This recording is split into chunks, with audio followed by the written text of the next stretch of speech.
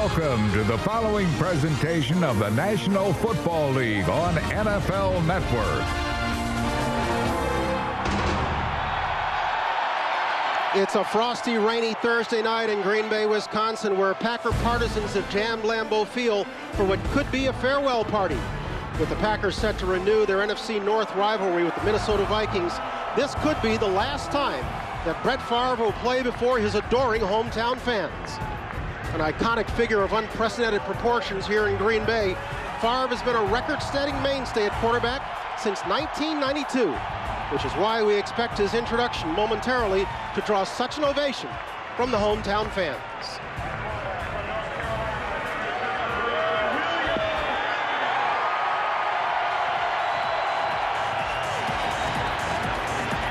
Running back from Nebraska, number 30, Avon Green.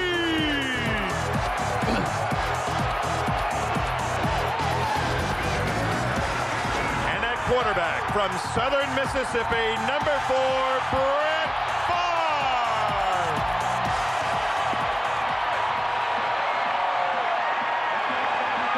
Though everyone has asked, Favre has yet to say if tonight will be his last game at Lambeau. All he will say is that he still loves to play and that he still has lots of game.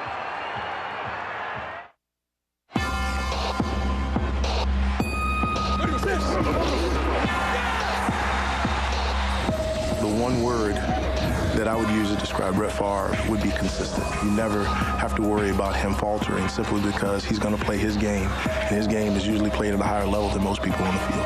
Gunslinger. Brett Favre threw a tracer to Donald Driver. Highly competitive guy and feels as though he can make any throw on the football field. We call him Superman. Oh, he drilled it between defenders. Goodness. He's trying to do things the normal quarterback doesn't do. One fakes, cuts to the end zone.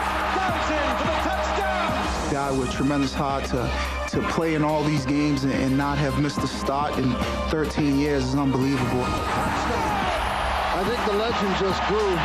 When you're going down, you look at history, 30, 40 years from now, you go back and look at quarterbacks, Brett Favre's name will be up there in the top echelon of quarterbacks of all time.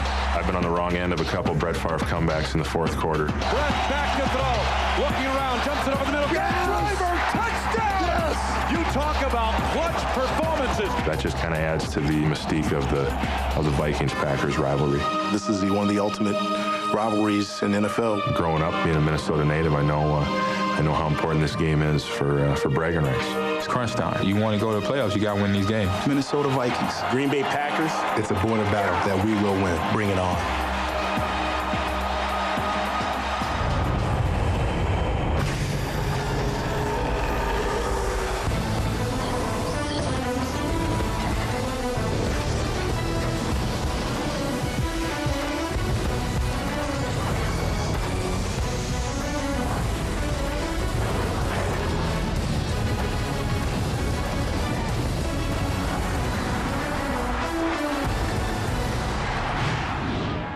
Against the backdrop of what could be Brett Favre's send-off, the Packers and Vikings have a lot on the line tonight. Both clubs need a win to keep their playoff hopes alive.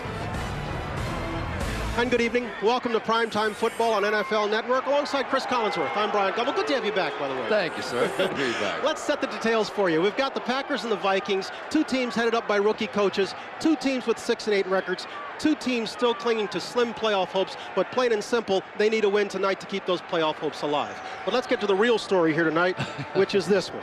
Number 4. You spent some time with him this week. This is farewell party?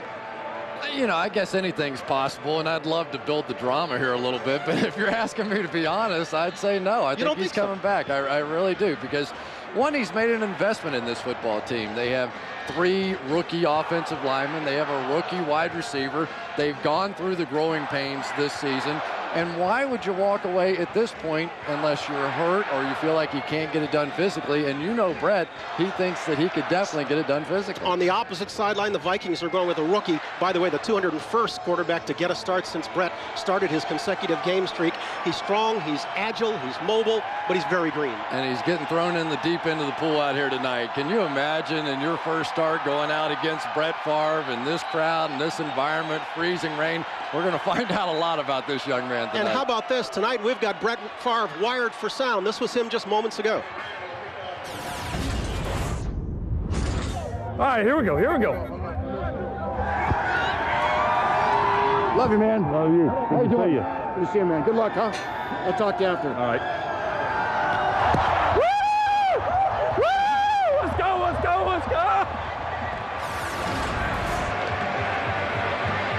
All the enthusiasm of youth. 37 years old, Brett Favre.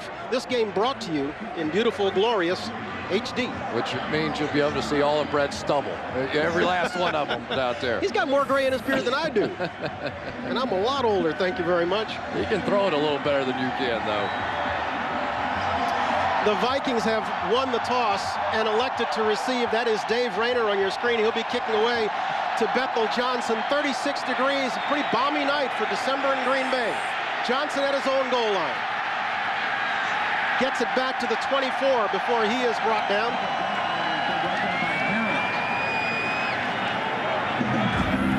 That's Tavares Jackson over there. Let's set the offense for you. Jackson, as we noted, gets his first NFL start. He is smart, mobile, big, strong, very green, and probably nervous as all get out. Running back Chester Taylor's got over 1,100 yards on the ground this year, but Minnesota's receiving corps has been a disappointment. They lack big play potential. Left guard Steve Hutchison, center Matt Burr. They're the stars of the offensive line. Both learned this week they'll be going to the Pro Bowl once again. 1st and 10 from the 24. Jackson with the give to Taylor, working his way to the 29. Let's set the Packer defense for you. Aaron Campman has just been selected to the Pro Bowl, and deservedly so. He leads Green Bay in sacks. He's got 12.5. A.J. Hawk was the team's #1 draft pick last spring. He's played like it. Nick Burnett starts in the middle. Charles Woodson is the team leader with 6 interceptions. Al Harris at the opposite corner has had a fine year. He has 3 picks. He's a Pro Bowl alternate.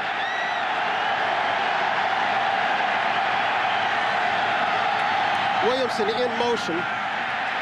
The give once again to Taylor, just barely back to the line of scrimmage before Ryan Pickett brings him down. And probably no major surprise for Tavares Jackson. Gets to hand the ball off a couple of times to start, just so he can take a deep breath and try and survive this opening. But right now it's about the time you've got to start to find out. He's a mobile young man, and certainly that gives him the huge advantage over Brad Johnson. They like him on bootlegs, they like him on waggles. It's a much more wide open playbook with Tavares Jackson at quarterback.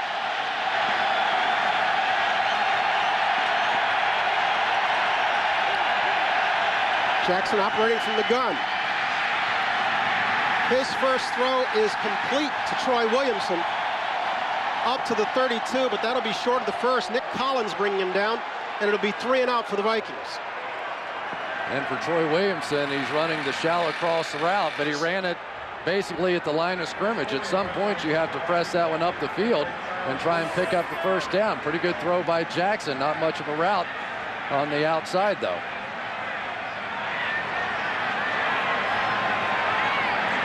We're not even 2 minutes of the ball game already. Chris Cluey is on for his first punt of the evening.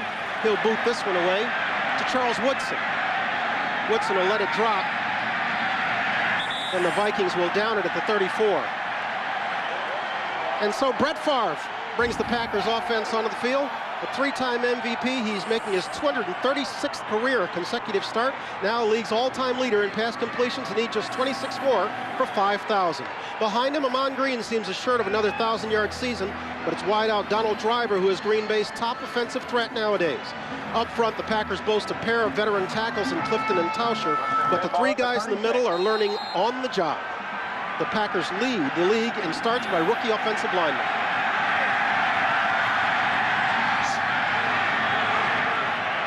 First and 10 for Brett from the 36.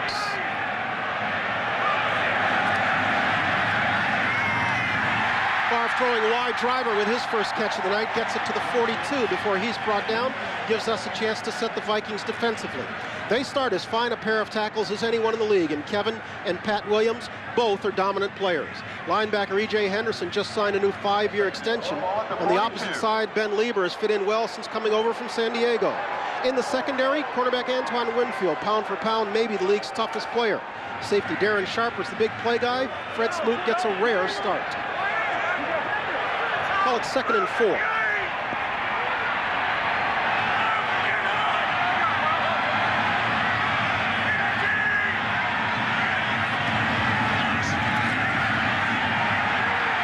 looking for Driver again.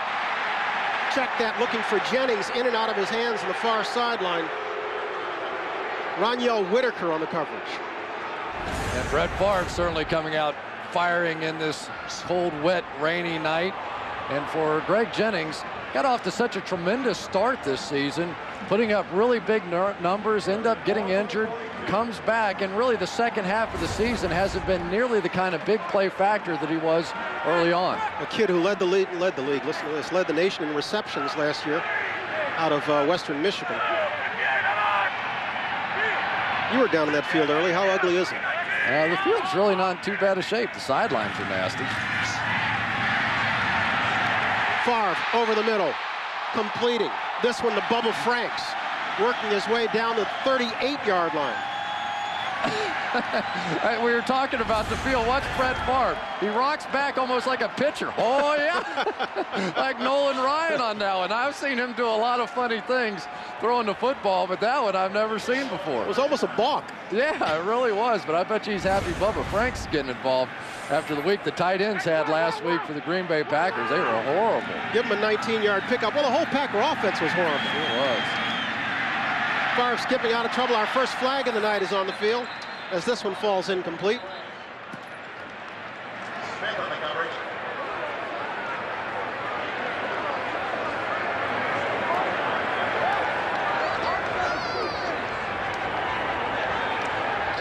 Gene Steratore is our official tonight. Offside, defense, number 94, 5-yard penalty, still first down. There's a whole lot of man standing right there in front of you. Pat Williams, Kevin Williams, the two inside guys, and that time Pat Williams, the one that's jumping off sides, but the Green Bay Packers and their young offensive line simply could not handle him the last time they got together, and Pat Williams knew it. He said, I destroyed him last time we played. Vernon Morency has checked into the ball game. Favre fakes to him, throws it outside to Driver. Driver gets the first down to about the 21-yard line. And Donald Driver is finally getting the kind of respect that he always thought that he deserved, and I always thought that he deserved. He has been a guy that has lived a full life, from living in the back of a U-Haul trailer when he was a kid growing up in Houston to now reaching the pinnacle in the Pro Bowl, selected by his peers, and it is very well deserved. 4 plays for the Pack tonight, all passes so far. 1st and 10 from the 21.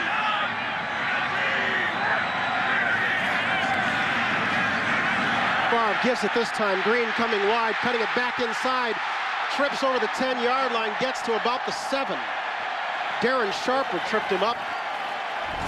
What looked to be clear sailing to the end zone. And when Ahman Green was at his best, this was maybe his best play. The stretch play to the outside, Chad Clifton getting out in front of him.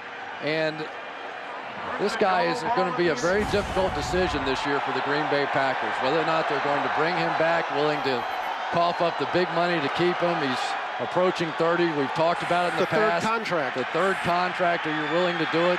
He said yesterday he'd like to stay here, that he likes it here. Yep. They signed him to a 1-year deal back in March, but he's got the same issues looking at him this time. Favre in the arms of Ben Lieber. Lieber was coming. Favre faked the handoff and turned and ran right into Lieber. Well, Brett Favre earlier in this drive got away with a naked bootleg, and Lieber had seen one too many of them. He's going to come off the right side of your screen, and there's just nobody there to block him. But on the play, Pat Williams grabbed Ahman Green, and that was supposed to be the escape. If the linebacker came, Brett was supposed to just dump it quickly, but Pat Williams' play didn't allow that to happen. 2nd and goal now from the 20. Favre has this one batted down. Hard to tell who got a hand on it. Might have been Edwards. Yeah, it looked like Ray Edwards on the outside, and Brett's looking up at the Jumbotron to see who it was exactly that got it. Chad Clifton doing what he's supposed to do, going down low to try and get Edwards' hands down, but Edwards was able to fend him off and still able to get up and make the deflection. Edwards, a rookie out of Purdue, a kid who came out after his junior year. Was picked in the 4th round last year by the Vikes.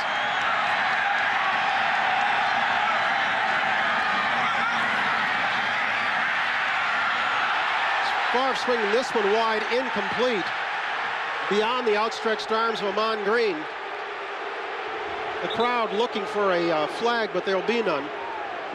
Boy, Napoleon Harris, if he didn't get there early, he got there right at the point that the ball flew over, and when I first saw it, it looked like pass interference to me. We'll be 4th down. Didn't look like it to him, though. See if anybody gets a hand on this ball. He did get there a bit early, although it's hard to tell if the ball was past him by that point. And the pass behind the line of scrimmage as well. And so Dave Rayner with a 38-yard field goal attempt puts our first points of the night on the board. We're 9:09 to go in the first period, and the Packers are out in front 3-0. Got the first 2 Lombardi trophies, and then number 4 helped put the 3rd one there. Dave Rayner has put our first points on the board following a 9-play, 44-yard drive. Well, that ball is going to fall off a few more times. Want to make sure everybody understands the ruling after seeing the play a second time on that last one. You can't have pass interference as long as the ball is behind the line of scrimmage or the intended receiver. And when you look at it, clearly he was still behind the line of scrimmage. Explain that to the 73,000 referees in the stands, will you? I'm not loud enough to do that. So Rayner kicks it away for the 2nd time tonight, and Bethel Johnson moves up to the 10 to collect it. Finds some running room on the far side and is chased out the 39-yard line by Jarrett Bush. We're back in just a moment with the Packers leading 3-0. Getting the start over Brad Johnson, he said very simply, gives us the best chance to win. And no, he is not on a short hook tonight. He said he is the guy. He expects to live with the rookie mistakes. Dugan is the up back ahead of Chester Taylor behind Jackson. And Jackson will throw on 1st down. His first completion to the 45-yard line is to Bethel Johnson.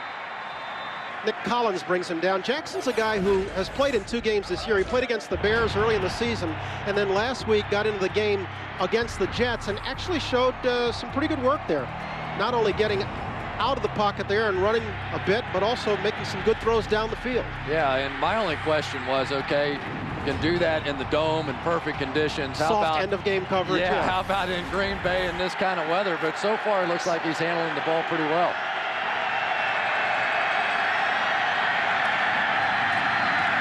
They'll give this one to Taylor, and Taylor stutters his way out to the left before Nick Barnett takes him down. Barnett easy to spot with that big cast on his right hand. The Minnesota Vikings are trying to do a lot of things with zone blocking as they go off to the left, but you can see these are some of the issues that they've been having. It just is not a smooth flow to the left. And when you're talking about zone blocking, it's not really where you have a particular man. You're supposed to move like synchronized swimmers across the field and make a block. But sometimes, as you saw in that one, they can kind of run into each other. And it's been that way more or less this season for the Minnesota Vikings. I think a lot of people thought they'd be better on that left side. Jackson trying to get out of trouble, and he will not. Al Harris and Aaron Campman with the stop. Campman coming down from his left end position, and Harris coming up from the corner. And it'll be a second 3 and out for the Vikings. And Aaron Campman working on the outside has to be one of the real surprise players in the league this year. Once thought of as purely a run player. Had a breakout season last year with 6.5 sacks. Follows it with 12.5 sacks this year, going to the Pro Bowl. I don't know that I've ever seen one player improve as much as he has, but he has always been one of those hard-try guys. And so Kluwe punts this one away. This is Woodson trying to reverse his field and losing his footing at the 30. We'll take a break here and we come back. Brett Favre in what perhaps will be his final home game, taking the field once again. Here in Green Bay, the hometown fans at Lambeau Field are excited because Brett Favre has led the offense onto the field for the second time tonight. Packers' first drive resulting in a Dave Raymer field goal has the Packers up 3-0 over the Vikings. Favre will give it to Green inside, and he gets one tough yard before he's dragged down. Don't forget, every Sunday, Steve Mariucci and Deion Sanders join host Rich Eisen for NFL Game Day. See highlights and analysis of every game. Watch NFL Game Day this Sunday evening. It's on at a special time, 8 p.m. Eastern, only on NFL Network. Christmas Eve, isn't it? There you go. Hey. Boy, Pat Williams came right through the Green Bay offensive line that time, and that was ugly. If they don't get him blocked tonight, they can forget about running the football. That's a lot of man. Oh, my goodness.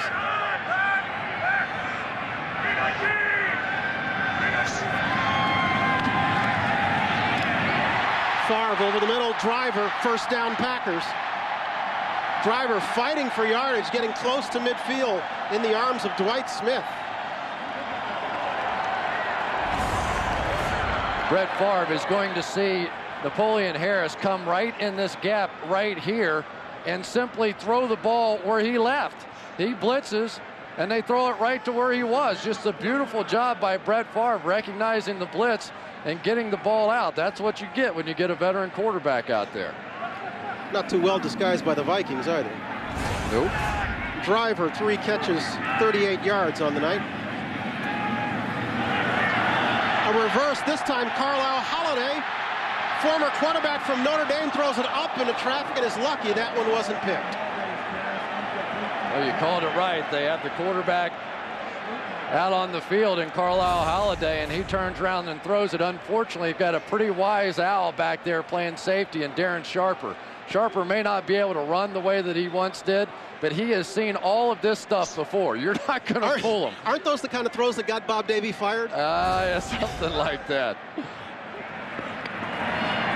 Favre will throw this one. This one isn't going anywhere either. Again, we have Brett Favre wired for sound tonight. The first time he's ever been wired for a live telecast. Get a shot. I'll throw one up to you. Two jet. Green 19. Green 19, sir. 158, sir.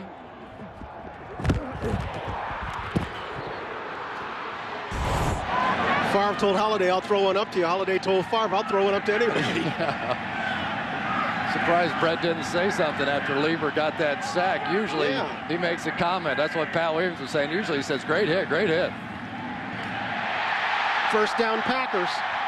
This is Ruvell Martin with his first catch of the night. Gets it to the 31-yard line. This is like pitch and catch right now. I have no idea what the Minnesota Vikings are doing defensively.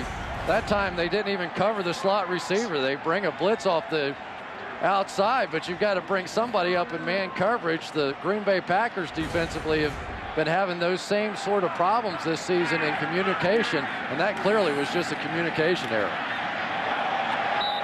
This is Green getting nothing on the right side. We've got a flag down. Flags everywhere. Defense, 12 men on the field. 5-yard penalty. Replay first down. The Packers tonight, only 3 rushing plays to 11 passes. If it's his farewell party, Brett's going to enjoy it.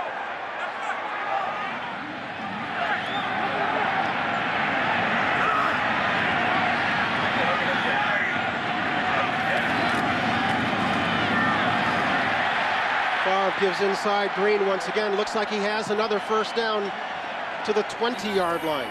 And if you're wondering why the Packers have not put it on the ground much, there's a good look at it. This Vikings defense is something else against the run. Against that defense this year, the Vikings runners are being held to 2.68 yards a carry. Yeah, and Pat and Kevin Williams in the middle have a big role in that as well. Plus, these linebackers are run players, not pass players. Like that. Green for a gain of 1. There you saw Ben Lieber coming all the way around the outside and catching that one in the backfield before it could really get started.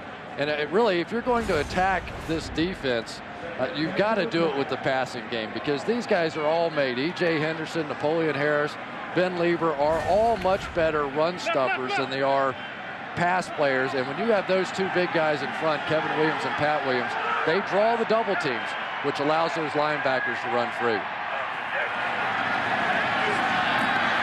Favre throws this one incomplete, intended for Driver. Batted down by Antoine Winfield. And Antoine Winfield's one of my favorite players in the National Football League. That guy cannot be bigger than 5'8". Smallest guy on the team. And I'm telling you, he's one of the toughest guys you will ever see. How in the world he has never been to the Pro Bowl, I don't know. Donald Driver just tried to go deep on him, couldn't get it, tried to get the slant on him, couldn't get him. And at some point tonight, I'm going to show you how tough a tackler that kid is, too. Great player. One of 8 #1 picks on the Vikings squad. He was the #1 pick of Buffalo 8 years ago when he came out of Ohio State. Noah Herron is checked into the backfield. Favre will throw on 3rd down. With time. Throwing outside in and out of the arms of Bubba Franks. Franks had it momentarily, but Napoleon Harris seen the jacket loose. Well, one of the issues that I really believe that the Packers are going to have to address this offseason is the tight end position. And Bubba Franks has been a terrific player here for a long time, but they simply have not gotten the production out of that position that they have in the past, whether it be David Martin, who's constantly in and out of the lineup with injuries. Bubba Franks clearly getting old, can't push it down the field. That would be my #1 position for the Packers this offseason. Rayner with his second 38-yard attempt. This one, he slips, and the Vikings come up with it. Rayner seemed to lose his pivot foot there as he came into the ball. And so the Vikings offense will come onto the field after 2 3-and-outs. Tavares Jackson gets another chance. He's trailing 3-0 at Lambeau. Back in Green Bay on what I think is a pretty balmy night for Green Bay, yes, in December? Oh, baby, I have been here a few other times, but it was worse than that. The turf was flying on that last one. Dave Rayner just slipped and drilled it right into the offensive lineman. Tavares Jackson still looking for his first down of the night. He's throwing long. Intended in and out of the arms of Troy Williamson. Wow. What do you need to do? First of all, what a tremendous throw on this kind of night by Tavares Jackson. You ever question his arm strength, you got a chance to see it there. Threw it right over the top of everybody. And Troy Williamson, who is really a major disappointment. There's just no other way to say it. He had a pretty good game last week, caught 6 balls, but that's a pretty simple adjustment in the air. He was clear of the defensive backs and let it hit right on his shoulder pads. You have to be able to slow up and make the play. He's had a problem with drops all year. He's got no touchdowns despite his 36 receptions. This from the highest drafted wide receiver in Viking history. He was the #7 overall draft pick, if I'm not mistaken, and was a part of the Randy Moss deal that sent them out there. They end up getting Napoleon Harris and that draft choice, but Troy Williamson has been benched, and he's come back, and he's trying. And well, let's be clear. There are problems in the passing game. Brad Johnson was only part of the problem. He didn't have the arm strength to get it down the field. But he was plagued by a receiving corps that has not played well all year long. But he could have never made the throw that you just saw on that last one. That ball was launched. There's a look at the 38-year-old veteran quarterback. Asked Tavares about his relationship with Brad yesterday. He said, we're cool. Said he's been a great help to me. Just watch how far this ball, and that is a sort of Michael Vick-like flip, you know, where it's just not that hard. And Troy Williamson has great speed, ran right by Al Harris, who's one of the best cornerbacks in this game. That's a good sign. If you're a Vikings fan, you're going, oh, that's all right, you dropped that one. I like what my quarterback did there. He'll roll this side and throw to Kleinsasser, in and out of the arms. A.J. Hawk defending. I bet you Jim Kleinsasser couldn't believe they were throwing him a pass. He's essentially a tackle sitting out there on the line of scrimmage and mostly used as a blocker. This time they roll out, and new quarterback, why not? Take a shot, and I guess that's why he's a blocker. 272-pound tight end. Yep. Tough night, ball's wet, slippery. We're going to see some drops. We're going to see some struggles out there, but the quarterbacks at least are throwing it pretty well.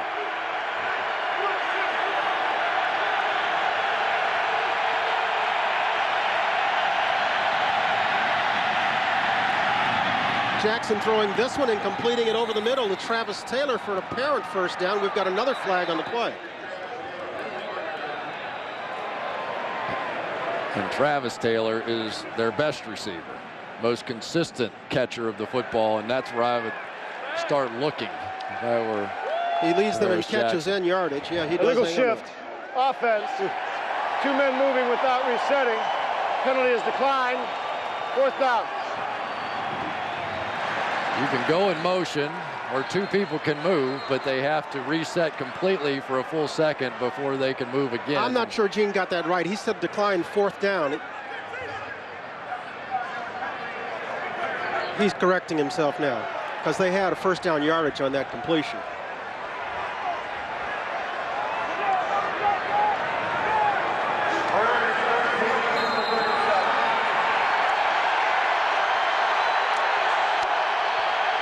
So it'll be 3rd and 13 now, as the penalty is accepted, of course.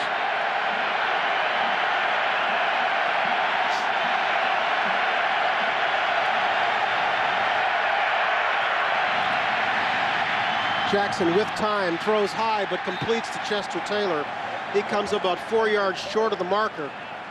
And once again, the Vikings will have to punt.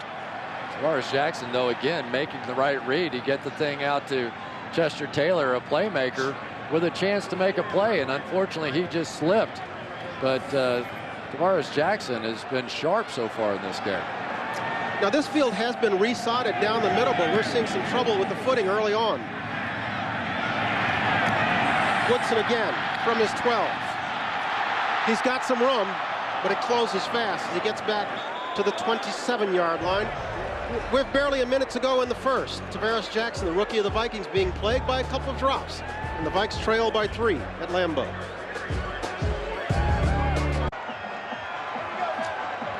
Holding a 3-0 lead, the Packers and Favre will start this possession at the 27-yard line. Seems the rain has stopped here in Green Bay. It's not that bad out here, 36 degrees, only a slight wind.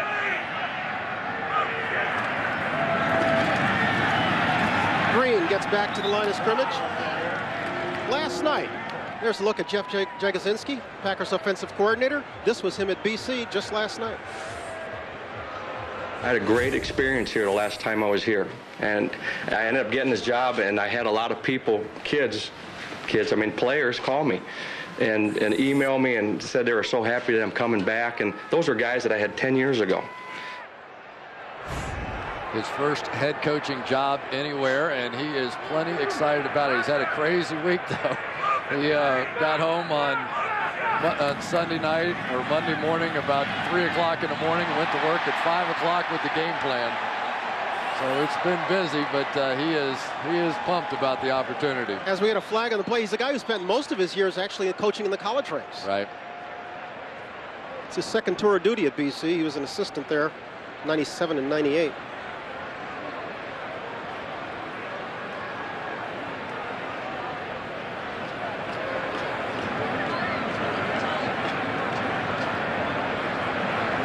All right, you told Brett. Yeah, come tell the rest of us now. Prior to the pass, holding, defense, number 51. Be a 5-yard penalty from the previous spot. Automatic 1st down. That's Ben Lieber who got flagged.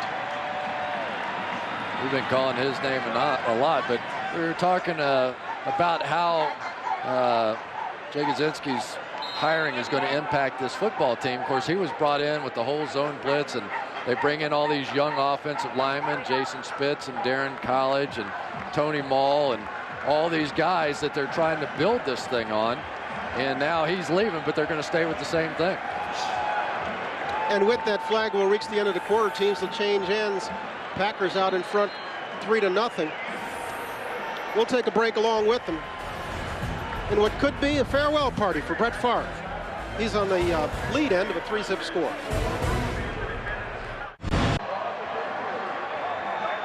Back in Green Bay, where the fans here are hoping that history is not being made tonight, hoping that Brett will return for yet another season.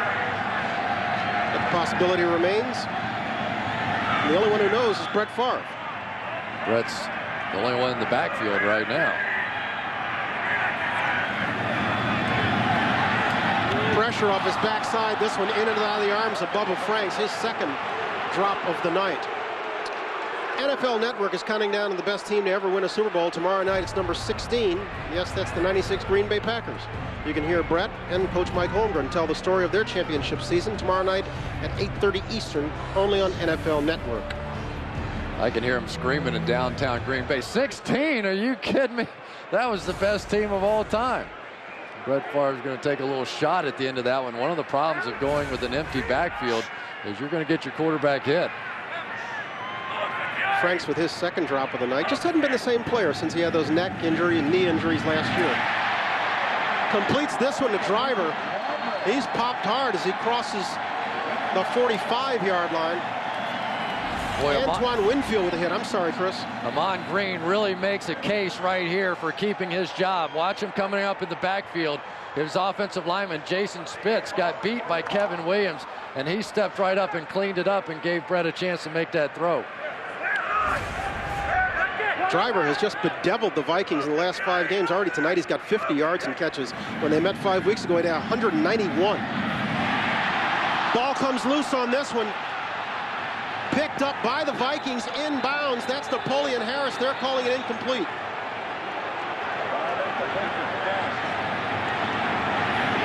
Well, are they calling it incomplete or the ball went out of bounds? Well, they're going to talk about that very subject over there for a little while. Remember, looked like it was Dwight Smith on the hit. You have to catch it and make a football-related move. Does he catch it cleanly? That's a football. Yes. That's a fumble. That's a fumble. That is a fumble. It is. You have to do a lot for it to be a fumble, but that is a fumble. Now let's see if the ball the did ruling go on the field is during the fumble when the defense attempted to recover the ball. 1 foot was out of bounds. Therefore, it will be a forward fumble out of bounds. The ball will be placed back at the spot of the fumble and be second down, Green Bay. That was Napoleon Harris along the near sideline. We couldn't get a view of whether or not he stepped out, but we have to assume he did. Let's take a look. All right, here's the rule. If you recover the ball with your foot on the line, you are out of bounds. Just 1 foot on the line, and you are considered out of bounds. Now, did he make the recovery before that? No, he did not. That's a good call by the officials. Yeah. Napoleon Harris, another part of that Randy Moss trade for the Vikings. Green not getting anything to the outside, being thrown for a bit of a loss there by Fred Smoot, who's playing in place of Cedric Griffin tonight. Well, we talked a little bit about this Green Bay offensive line. We should really expound upon it a little bit. They drafted 3 rookies this year with College and Jason Spitz and Tony Mull, and they've been playing a lot up front. Mark Tauscher's had an injury. He's been out for about 5 weeks. Chad Clifton's been banged up a little bit. So these guys have had to learn under fire this season, and they've grown, and they're much better. And Brett's excited about the possibility of where they can be a season from now. Favre swings this one to Franks, and Franks hangs on and gets the first down to the 43-yard line. As good as a run-playing defense as the Minnesota Vikings are, they are not great pass rushers. And here's the offensive line we were talking about. One of the problems, though, Brett has had this season is in order to ensure that kind of protection, they've had to keep 7 people in often to try and shore up the protection. And what that does is it means that only 3 guys go down the field in the route. Brett would much prefer a system where they only have to block with 5 or 6 and can get more people out. Favre with time this time completes to Donald Driver. We've got another flag on the near side as Driver comes up 3 to 4 yards short of the marker.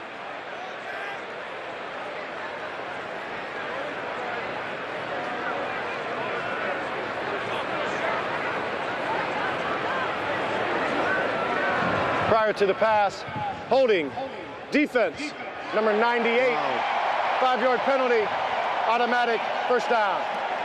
The Vikings just with a lot of penalties and unforced errors and sloppy play so far. Well, one of the things that you get out of defensive ends in this league is when a back tries to release, the defensive ends will try to get contact on him. That time, Darian Scott grabbing the back coming out. I can remember in the Super Bowl, remember Marshall Faulk trying to get out against the Patriots, and they were tackling him. Brett with an audible. You can tell by the way Ahman Green stepped up. He looked for Driver inside, but he and Driver were clearly not on the same page there. And if those two aren't on the same page, then nobody in this offense is. Roniel Whitaker actually was in closer position to catch it. You know, so many times this season it has been Donald Driver or bust, and really the Packers need to begin to develop some other weapons on the outside. Greg Jennings for the beginning part of the season was very much in that role. He's really fallen off though the second half, at least as far as the big play capability.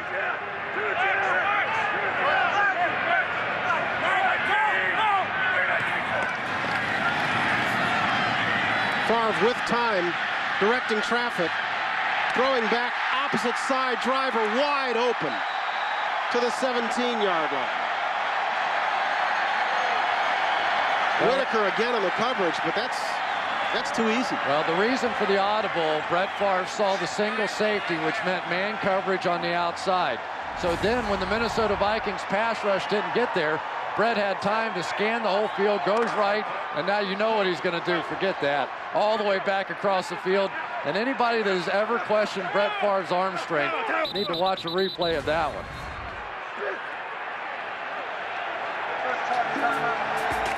Brett Favre will take a timeout here.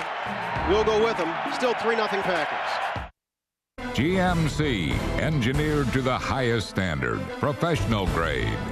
Diet Pepsi, live NFL, drink Diet Pepsi. IBM, what makes you special? I know they still talk about the Ice Bowl in these parts. There's two guys sitting up here who still think that game in Cincinnati it's impossible to get colder than that. My toes are still warming up from that one. Favre already with 124 yards through the air tonight on 9 for 17. Driver collecting most of those. He's got 72. Been an easy night for the Packer offense, but they've only got 3 points to show for it. Favre throws this side for Greg Jennings. That's Dwight Smith. Favre had a tough game the other day, Sunday against Detroit. They won, but after it was done, he was ready to play again. I'm ready to play now. You know, I'm ready to get something going offensively. You know, I'm thankful we played on Thursday. We can play it tomorrow if they want to. I have no problems with that. That's because he threw 3 picks. You know what? I mean, that only 2 of them really. One of them hit Amon Green right in the hands, and he shoveled it to the defender. But that's what I think America loves about the guy, is he really and truly loves to play the game. And he also says what he thinks every time. Even if you don't want to hear it. This one's batted down. It looks like 3 people got their hands on it. Driver was one of them in the same uniform. Well, looked like a Viking ticked it first. Go ahead. I'm sorry, Chris. One of the things we haven't hit on are the issues that the Green Bay Packers have had in the red zone this year. They just have been terrible. And I think part of it's the running game. I think part of it's the lack of a tight end. But they're averaging like 2.3 yards a carry, 2.3 yards a pass attempt, only 31%, 35% scoring touchdowns, which is next to last in the NFL. And once again, this is their 3rd trip down here, but they haven't been able to score touchdowns. That's Franks in motion coming this side. Favre scrambling up into the pocket, lofting this one deep into the end zone for Jennings, overthrowing him. He was close to the line of scrimmage on that Very one close. as well. Very close. That was Udeze applying the pressure on Favre. And once again, Dave Rayner will trot out on the field. He's connected on one 38-yarder, and the other lost his footing, hit somebody in the armpit. You know, I think so much of Bubba Franks and all the touchdowns he used to score in the red zone, of Mark Chmura, Keith Jackson, some of the great receiving tight ends. And without that, it's really limited them in the red zone. Rayner keeps his footing on this one, but fails to complete from 34 yards. That one appeared to hit the right upright, and the Packers, a lot of offense, but little to show for it on the scoreboard. They're trailing 3-0. Very mild Thursday night in Green Bay. This is the latest in the year that the Packers have ever played a night game, and we are pleasantly surprised by the 36-degree temperature. But if they want to give us a Miami game next year around this time, we'd be all right with that too. Tavares Jackson and the Vikings with only 27 yards of offense so far. Chester Taylor adding 1 or 2 to that before Ryan Pickett brings him down. The playoffs are on the line. next Saturday night when the New York Giants travel to Washington, face the Redskins. That action kicks off Saturday night at 8 Eastern. That'll be our final game, partner. Yep. Should be a good one, too. You've got to believe that the Giants are going to still be in the playoff hunt in some way, shape, or form at that point. Who you like tomorrow, Giants or Saints? I pick the Saints. Mark Loomis, our producer, just grinding his teeth. 2nd and 9. Big Giants fan. Jackson will throw. This one behind Billy McMullen. Actually looked like Ryan Cook had a good hand on Aaron Campman there as he came around the side. No flag on the play, but looked like he could have. Here's a look at the NFC playoff picture. Go ahead and make sense of that for me, Chris. Good. Just break it on down for me, will you? You know, one of the ones that's kind of interesting, if the 49ers win out their final 2 and the Seahawks were to lose their last 2, the 49ers would still be the division champ there. So that one's not over. In the wild card, I'm not even going to try to get into it. But both of these teams are still alive and have a possibility at 8-8 of making the playoffs. Seattle with a tough game at San Diego on Sunday. Jackson looking for a 3rd down completion. Gets this one to Bethel Johnson, but he appears to be short of the 1st down marker. There's also a flag on the play. Pretty good move by Bethel Johnson to try and pick that one up. Just couldn't quite get there.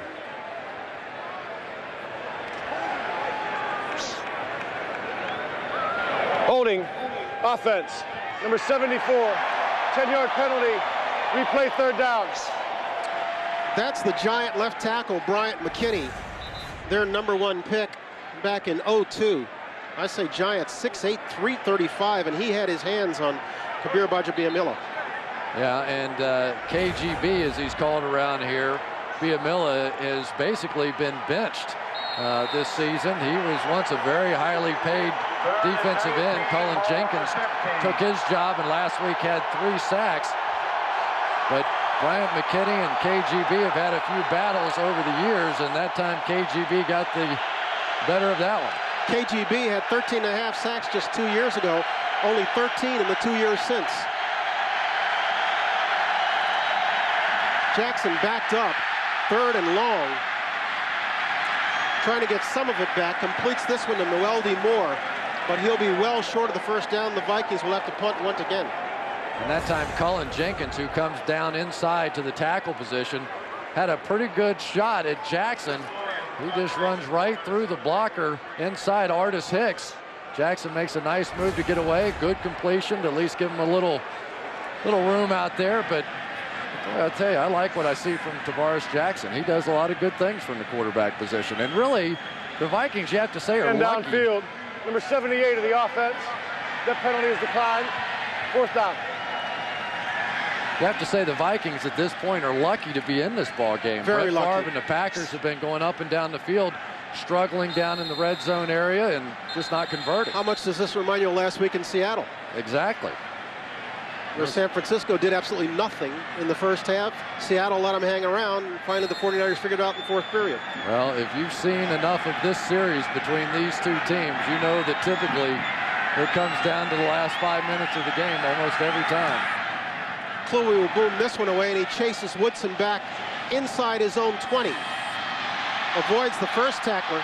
We've got a flag on the play as he's run out of bounds to 35. The referees are going to get tendinitis tonight. Man, all of them so far have gone against the Vikings. None against the Packers.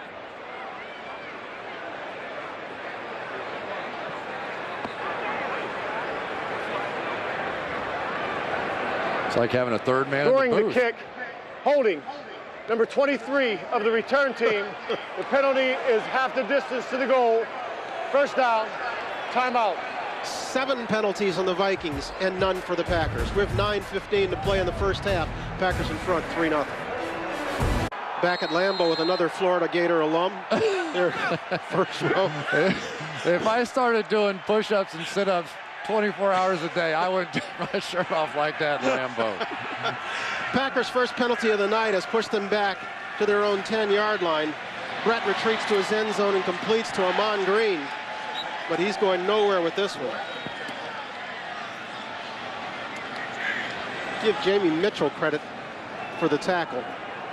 Well, you know, at least the Minnesota Vikings have sort of flipped the field position game now. And you always talk about teams that they try to make the other offense one-dimensional, take away the run, make them throw the ball, but that's all well and good as long as you defend the pass, you know. And I remember Tom Brady playing against the Minnesota Vikings, and they were like the heck with trying to run the ball. Just come in and throw it all over the park. Well, you see, second and 11. We'll get to that in a second. I mean,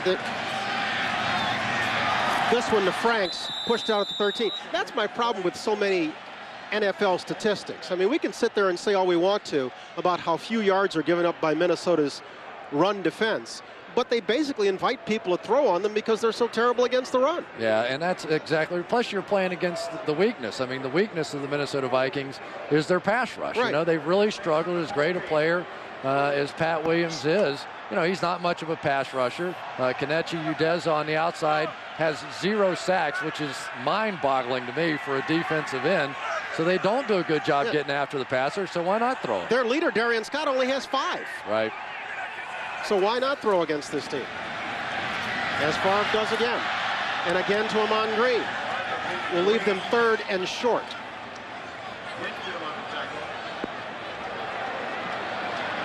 Well, I'm sorry, that was 3rd. Forgive me.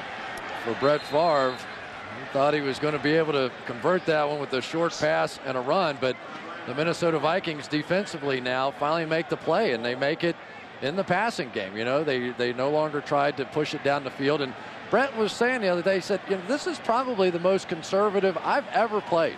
You know, I realize that we've got young offensive linemen, we have young receivers, so he's really tried to dump it off more and not have the big turnover. And I think it's kind of uncomfortable for him. I don't know that he really has ever played like this before, and it feels strange to him. For those who are counting such things, his quarterback rating is not that good this year. It's 74.8, which has him ranked 24th in the NFL. Too many interceptions, you know. Yep. He's thrown, what, 15 interceptions? 15 interceptions to 17 touchdowns. But Brett's never going to stop firing. You know, when he gets behind, there are a lot of quarterbacks in this league that'll start dumping it off and throwing screens and worrying about their quarterback rating and padding their stats a little bit. And Brett Favre, as we saw in that one playoff game, remember against the Rams a few years back, what did he throw, 6? Yes, he didn't care. He's 6. Like, you know, I'm going to take my shot. I'm going to try to win the game. If I throw 15, I don't care. John Ryan punting it away to Mueldy Moore. Moore moves up and fair catches this one at the 40.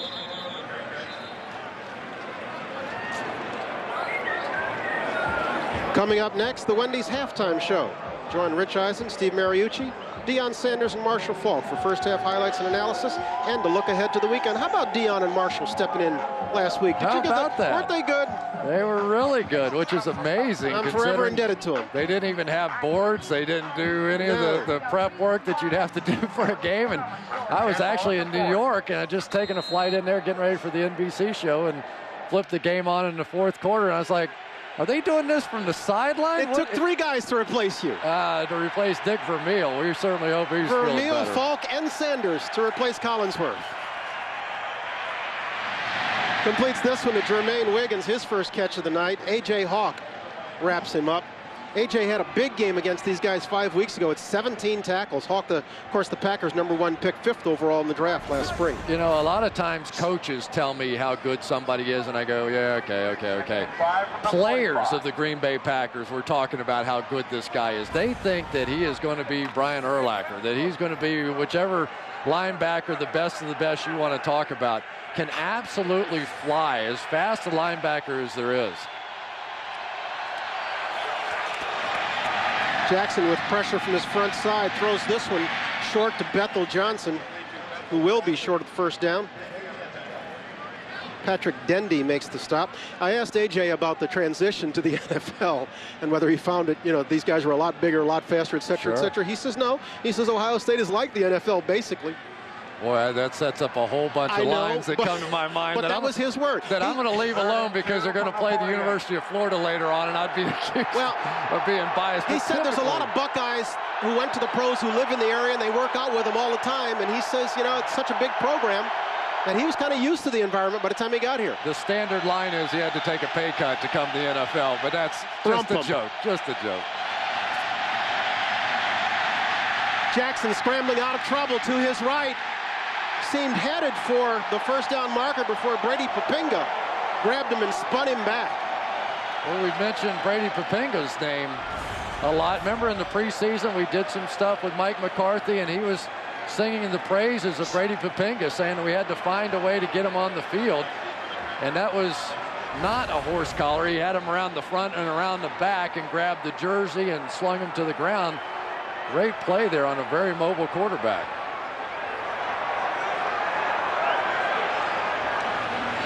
Jackson finding it tough going in this his first start. No points on the board to show. We've got another whistle.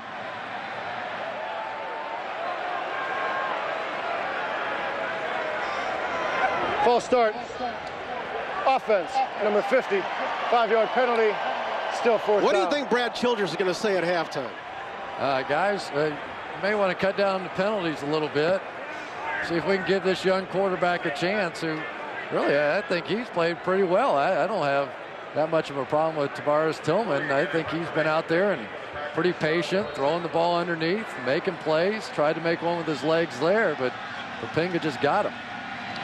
The Vikings, the most penalized team in the NFL, have 40 yards in penalties tonight. They've only got 49 total yards of offense. Woodson with another chance. Doesn't get far. Brought down at the 17-yard line. And we'll take another break with just more than 5 minutes to go in the first half. 5:06 to be exact. Vikings losing 3-0. On a night when Brett Favre may be playing his last home game, Tavares Jackson getting his first start. You look at their numbers right there for Jackson and the Vikings offense. They've been 4 3-and-outs, 5 possessions, 5 punts. But not all of that his fault. He's been plagued by a couple of drops on the part of Minnesota receivers. Packers will run on first down. Green gets it up to the 25-yard line before Charles Gordon trips him up. One of the problems the Vikings are having right now, because they have been throwing the ball so effectively, they're leaving both safeties back now, and the Packers are playing a spread formation, which is really opening up the edges. So we've seen Ahman Green now a couple of times have great success. So every time Brett now sees those two safeties backing away from the ball, he's attacking the edge.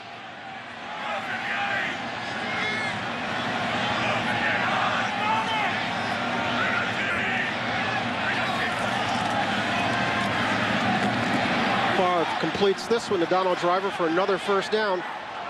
Looks like Winfield fighting for the ball down there. Let's wait. Winfield is claiming he had it. They're calling this one a completion in the arms of Driver, much to Winfield's dismay.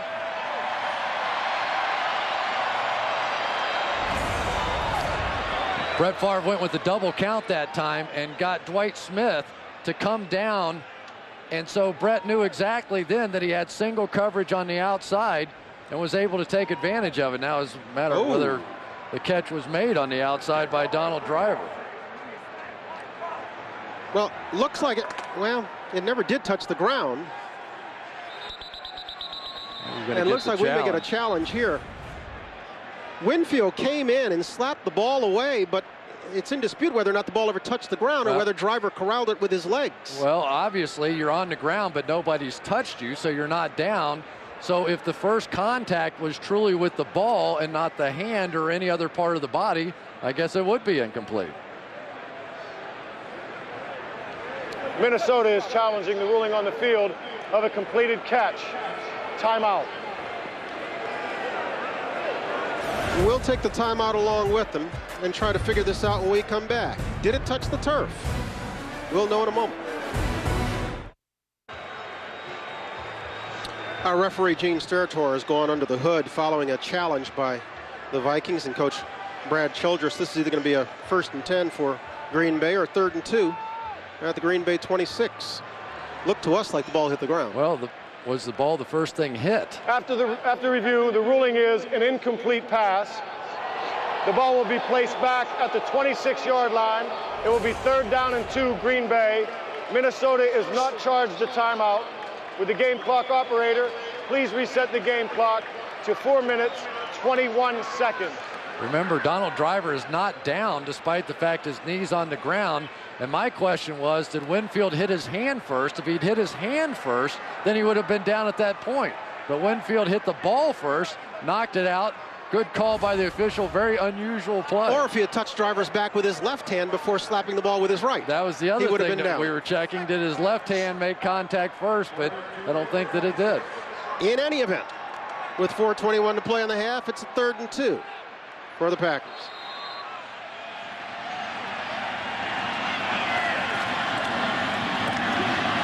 They'll try to get it on the ground and would appear to, as Ahman Green struggles his way before being pushed back by Ben Lieber.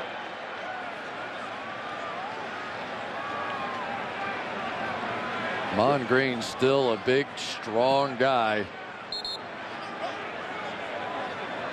That one's going to be close.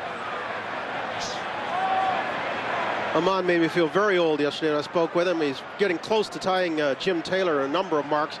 I said, do you know who Jim Taylor is? He said, yeah, my dad used to watch him.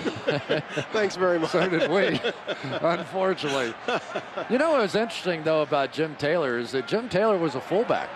You know, and nowadays, Jim Taylor kind of guys, they never touch the ball. Fullbacks never get to touch the football hardly ever. And Paul Hornung was reduced to blocking as the running back. And there's a kink in the chain. They didn't make it by that much. Let's take another look here. Take another look. Yeah, they did make it. There's Jim Taylor. He's in the Ring of Honor here at Green Bay. He was a horse out of LSU, and he is the Packers' all-time leading rusher with 8,207 yards, and Ahman Green is just 159 yards away from passing him. And that was just a big, physical, dominant team. The old Packers sweep and pulling the 2 guards out in front. Classic football. Completes this one to Donald Driver. What did you tell me, that Taylor was supposed to do the blocking, but Hornung thought he was a better blocker? Well, you know, Paul, he thinks he's better at everything, so. Generally he's right. Yeah, he's pretty good at everything, wasn't he? And, of course, his scoring record just got passed by LT this past week as well. And Paul Hornung and Jim Taylor and Forrest Gregg and all those guys up front. Bart Starr. Speaking of LT, I got a question for you as we get a whistle right here. Timeout Packers. Let's stay here for just a minute. LT setting, of course, the season record and having the phenomenal year he is. Marty Schottenheimer, his coach, is understandably in love with him, but stood up and said he's the best ever. Exaggeration, you think? Well, I think it's too early to say that. You know, let's give him a chance to be something. For me personally, it's a real close one between Jim Brown and Walter Payton. Thank you. Walter Payton, in my mind, was a little bit like LT in that he could do everything. The one thing that Walter Payton could do better than LT, though, was block. There was a time that Forrest Gregg, when he was the head coach in Cincinnati, came in our meeting room and he called everybody into the room and he put on a tape of Walter Payton. He said, "Gentlemen, I want to show you a football player." And all they were Walter Payton blocks. Not one single run, not one catch, not one throwing a touchdown pass, just his blocks, and they were incredible. Which is not to diminish Tomlinson at all. No, and he may get there. But it's a little early to put him in Canton. Completes this one to Donald Lee. As we've told you, for the first time in his glorious career, Brett Favre is wearing a wire during a regular season game. Let's listen in. Hey, tempo! Keep the tempo! If you don't get caught, it ain't holding. Hey, he stepped out right there. There you go. Has anybody ever talked to the opposition more on the field? It's always good to have somebody on the rules committee, I say. Favre pump faking this one and throwing high in and out of the arms of Greg Jennings. That was Antoine Winfield, who's having a very active night, slapping that one away. This is one of the classic moves of Brett Favre here, the old pump fake. You see him do it all the time. And one of the reasons he can do it so effectively is his hands are absolutely huge. And there's Antoine Winfield. We were talking about him earlier in some of his hits. He actually hits harder than that, but that one was very effective.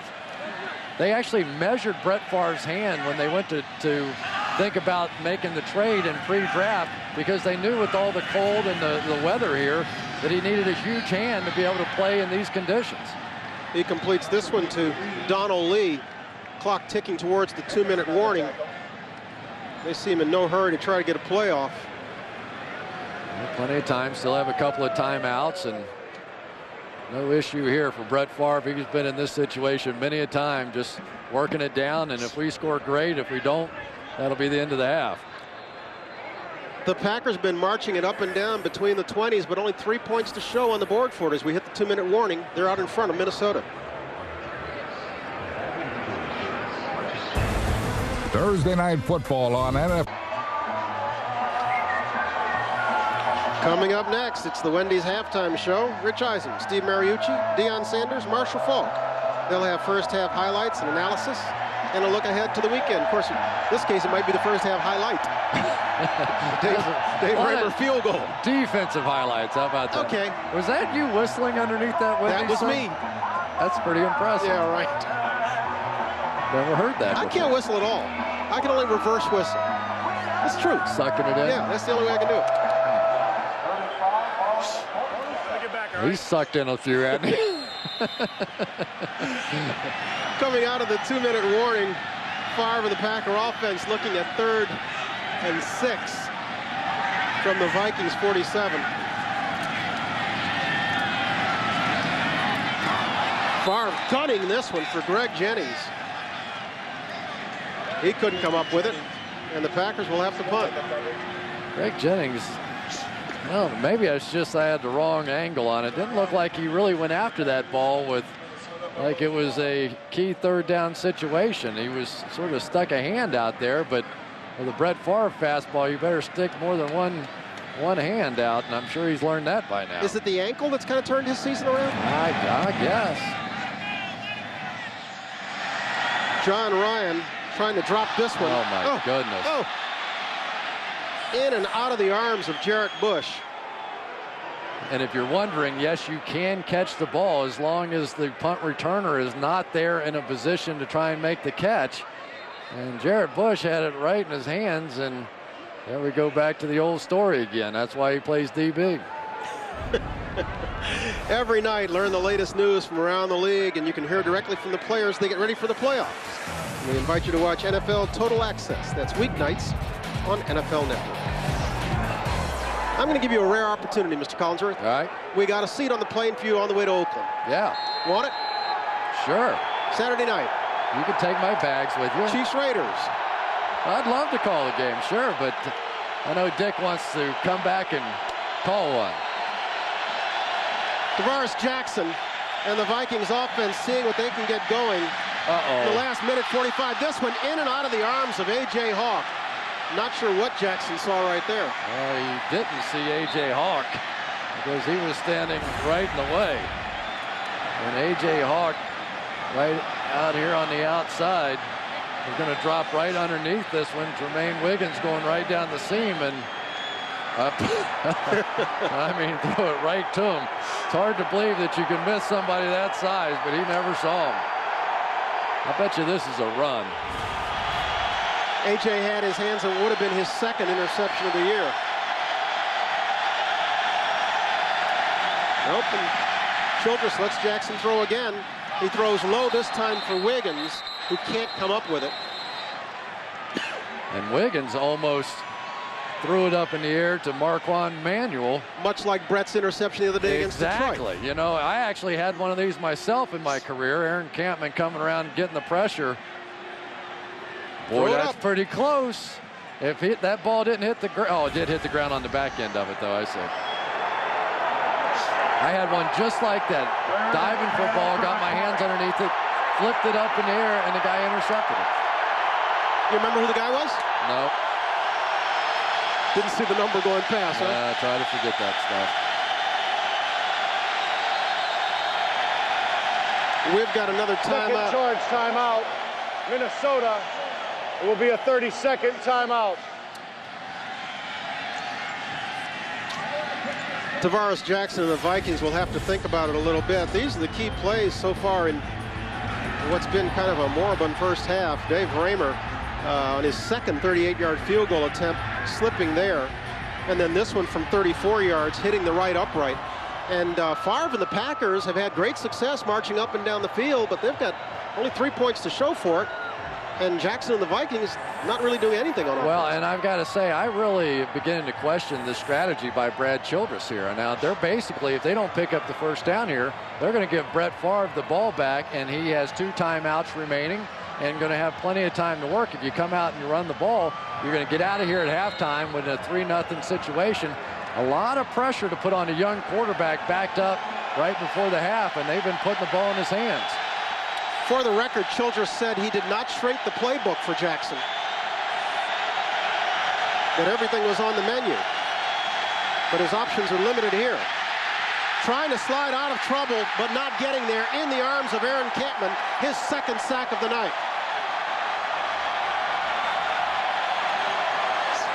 And you are going to pay the price right here. You had everything going your way for the Minnesota Vikings.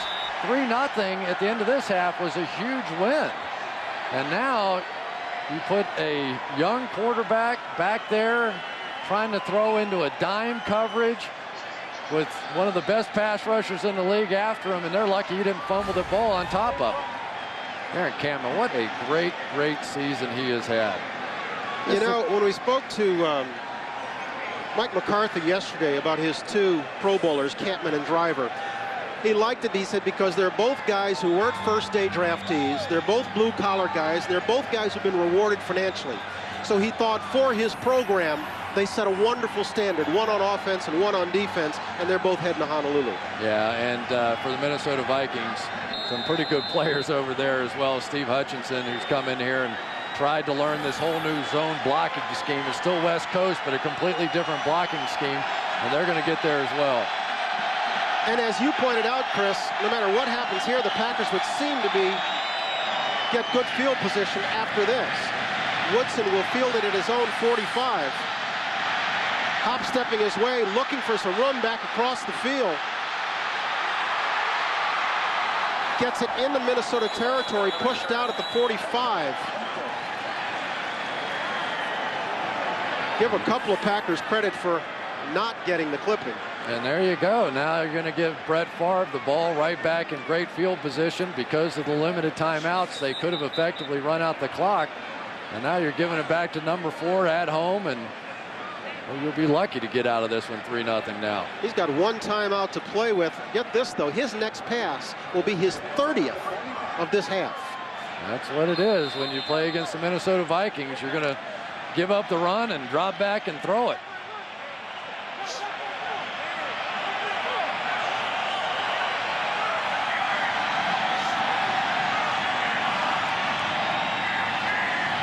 Minute 14 and 1 timeout to work with. Favre goes to work, throwing this one and completing to Ruvell Martin, who gets it to the 32-yard line. Packers in the hurry up, Favre saving the timeout.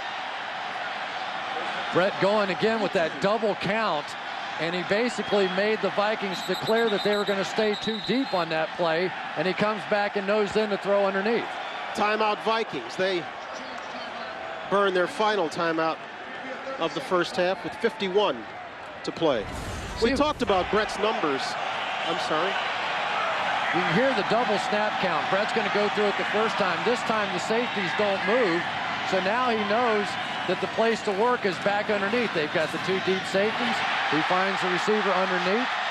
That's a quarterback working all aspects of the game. We see Peyton Manning do it all the time. We see Tom Brady, the veterans of this league.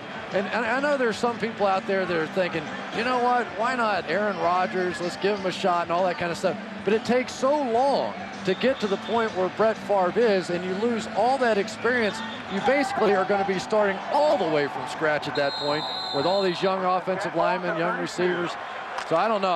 As far as this organization, there's no question their best shot to win in the next couple of years is going to be with Brett. Couple of years. Well, who knows? I mean, this guy's a little crazy, and he likes to play.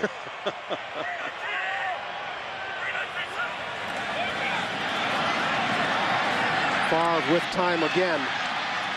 Greg Jennings to the 31. Still needs some help. In Green Bay, a 47-yard field goal is not very comfortable. Pump fake. In and out of the arms this side of Noah Herron. Stops the clock with 29 seconds to play in the half. You know, Vernon Morency is a guy that last week scored a couple of touchdowns for this team. And the Packers don't have a great receiving threat out of the backfield.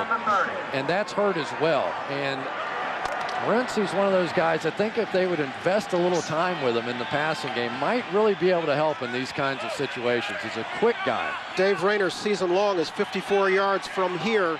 He'd be looking at 47. 3rd and 7. Favre dumps it off to Herron, and he's going to be brought down short of the marker. Will Hunter coming up to make the stop. And the Packers will let this one tick down before they burn their final timeout, bring Dave Rayner onto the field. Well, once again, for the Green Bay Packers, just struggling to get touchdowns. And that's the reason that you're sitting there at 6-8 instead of on the other side of 8-6, because they've had some close games out here this season that they've lost in the last few moments.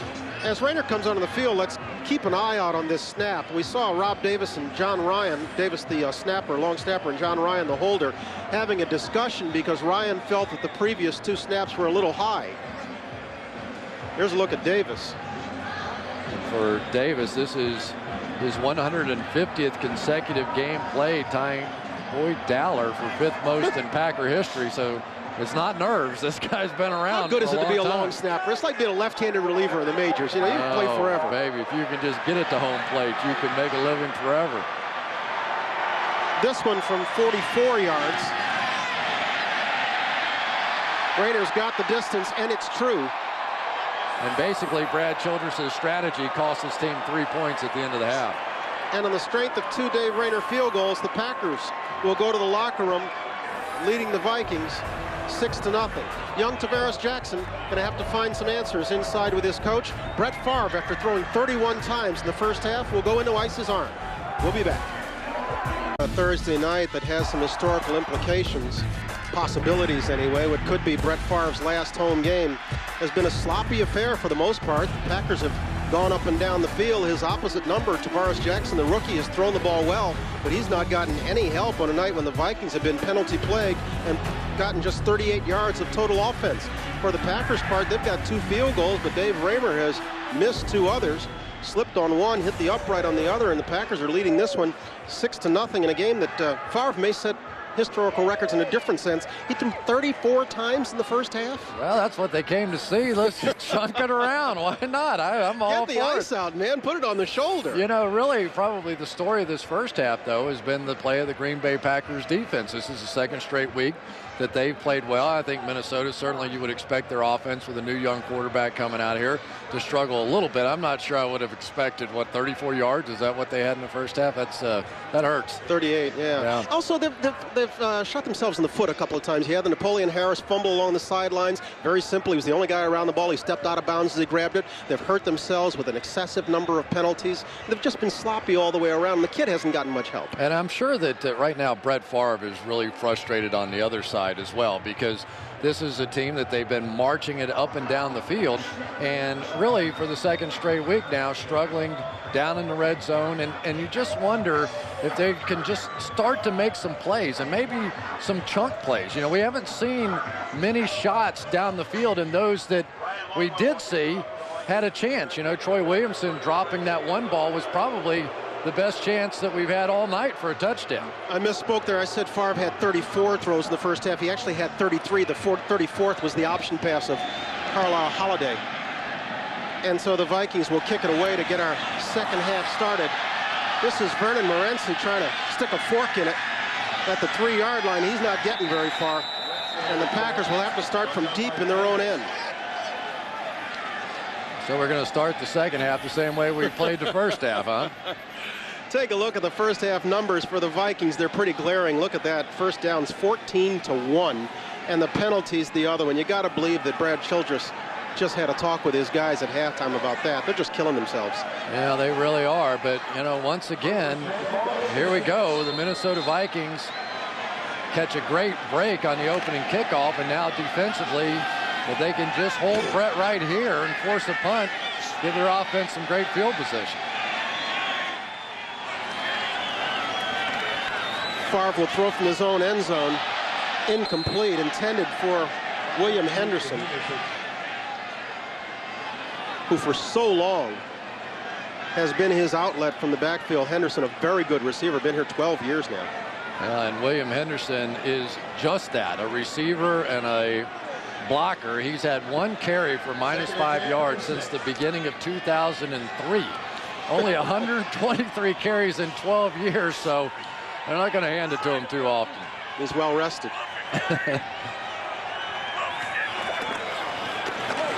Favre gives it up inside. Amon Green not getting much. Getting back to the 7-yard line. Will leave the offense looking at 3rd and 9. Well, Kevin Williams that time just took Jason Spitz and drove him right back in the backfield. And when you get that kind of penetration, you just are not going to be able to get any sort of plays going at all. These guys have just been too big and too tough all day inside Kevin Williams and Pat Williams to try and run in there.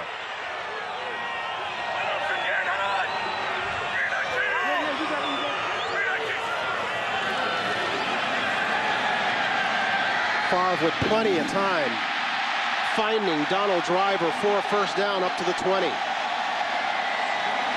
Boy, that was a great play that time by Donald Driver, and the offensive line gave Brett enough time there to sit and wait for Driver to work his way all the way across the field.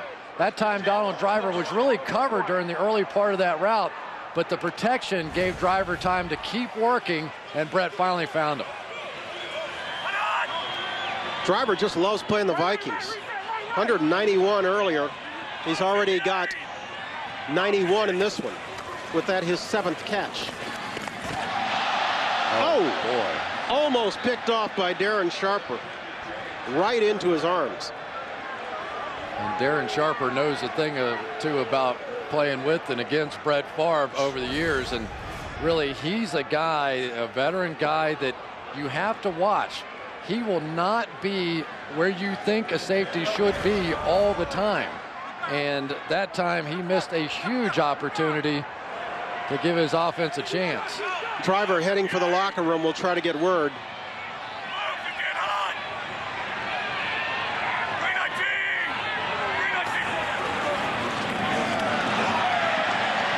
Amon Green getting stacked up in his own backfield. Darian Scott coming in for the stop. Here was the previous catch by Driver. Try to see if there's anything that hard to see just like what the problem might be. Like he was dragging his right arm going off the field a little bit, but just hard to tell. Don't know. I'm just not going to speculate. We'll let you know when we know. You didn't get your medical degree? No. Being a dad, I should have one, though.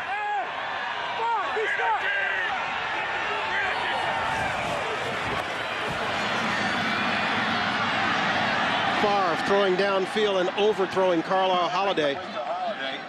Boy, the Packers are really thin at wide receiver without Donald Driver. So much of this season, it's been Donald Driver or bust, and now they've got a collection of guys out there that I don't think Brett's really familiar with. Carlisle Holiday was a quarterback in college, and Ravel Martin on the other side, and Greg Jennings, a rookie, and not very deep right now at receiver. And so the Packers forced to punt. This one will go out of bounds just short of midfield. We'll come back. First possession of the half for the Vikings. After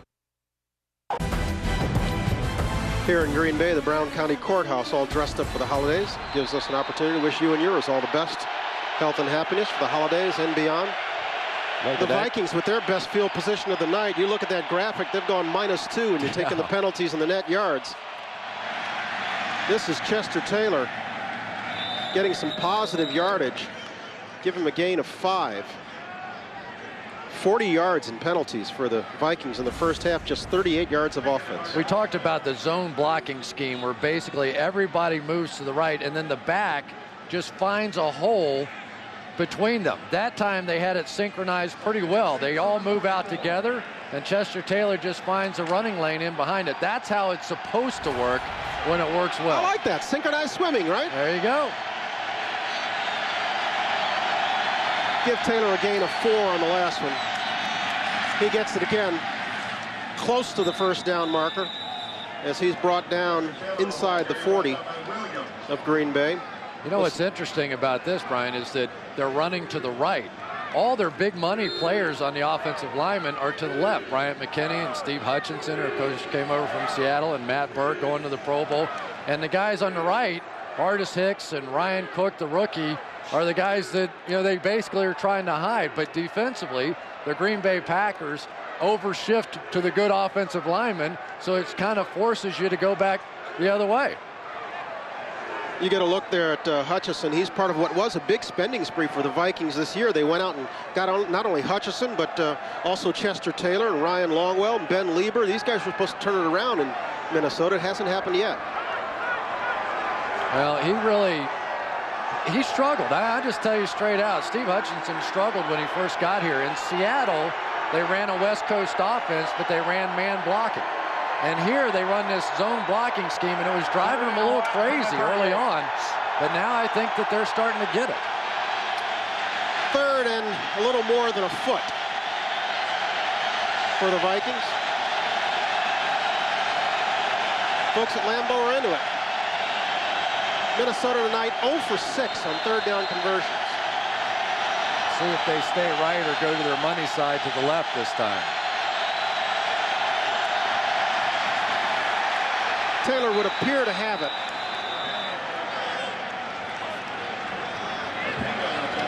And that is just their 2nd first down tonight.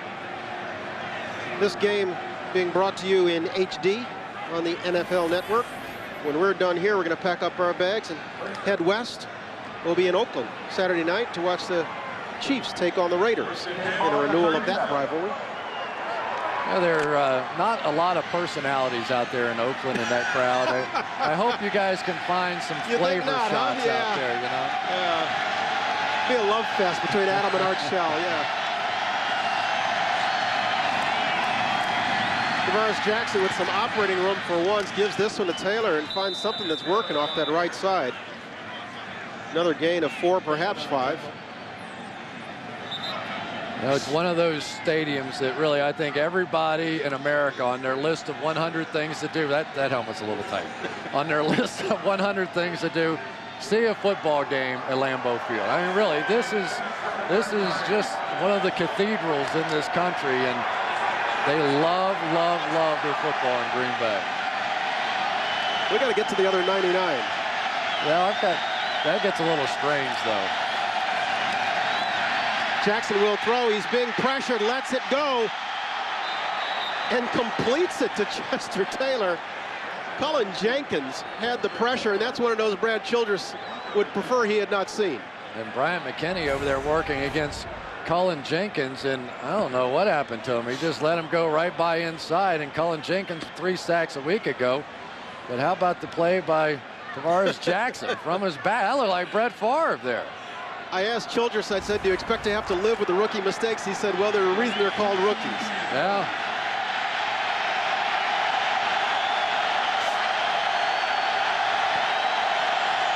He's got Muelde Moore behind him now. Picked this time by Charles Woodson. We've got a flag on the play as Woodson brings it back to the 40. Crowd's cheering, but we'll wait to get the call. Holding, offense, number 79. The penalty is declined. First down, Green Bay. Timeout. Artis Hicks, the guilty party. Charles Woodson with his 7th interception of the year. Packers in business. So we come back leading 6-0. Former Heisman winner Charles Woodson got the pick and awarded a Christmas present to a young fan. And while we're away, Donald Driver came back from the locker room. He's back in the lineup.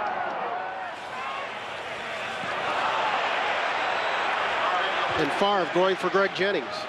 Yeah, that was a heck of a play on the outside there by Charles Woodson. And now with the 7 interceptions, a couple of guys in the league, Asante Samuel and Champ Bailey with 8. But Woodson has really been playing in a lot of pain this year. His whole left side, his left shoulder's in a harness. He can't raise his arm, can't extend it.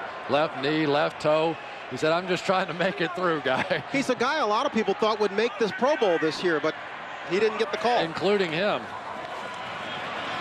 This is Green. Packers been having some success running wide right, but none there.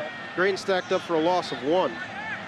And Antoine Winfield coming up and making a big play there. There's Woodson on the sideline. And really, Deion Sanders in the pregame show tonight made a great point, basically saying that he thought Woodson and Al Harris were the best tandem of corners. And well, actually, guys you don't hear much about, but they play so much man coverage, and they're expected to do so much. I don't know.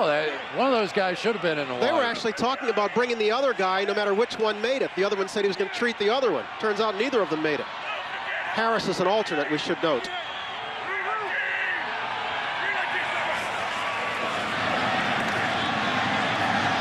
Favre again with time and again looking over the middle. Antoine Winfield defending. He's having a great night. Antoine Winfield's having a monster night. I think he made the play on the run the last time in the backfield. Comes right back in man coverage and knocks this ball away from Driver. Again, and playing the slot receiver like a Donald Driver, grabbing his shoulder pads and basically throw him to the ground, and Winfield still made the play. He gets the most out of... He's listed at 5'9", 180. I'm just telling you, he is 179 pounds of heart then.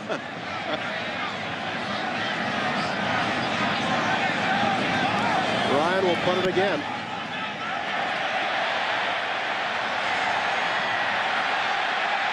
This one bounces at the goal line and goes in. Once again, Jarrett Bush, a study in frustration, trying to get him pinned down. The Vikings coming back on the field when we come back. And the most wonderful reindeer of all. Can you name the other 8, by the way?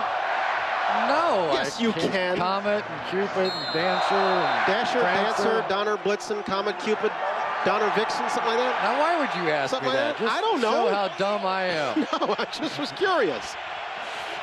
I think I said Donner twice anyway, so. Good. 70,000 in full throat as Jackson comes up on first down in the arms of Aaron Campman, struggles his way back to the line of scrimmage. You know, so many guys after they get paid, and Aaron Campman got the big contract this year, and so many guys fall apart the next year. I don't know what it is. You go out and celebrate, you spend the money, you buy a new house, you buy a new car, whatever, and you have a worse season. But Aaron Campman got paid, and he's having a monster year. Yeah. And he still has some grass and has a souvenir to take home. And you know what? He cringes at that term overachiever because he says, you know what? I mean, he was a guy clearly now who has talent. Let's stop the overachieving stuff. He has talent and he works hard. He does that. We've got another flag. Jackson throwing long. Wide open is Taylor. Comes up with it. Great catch by Travis Taylor, but we'll wait to see what the call is.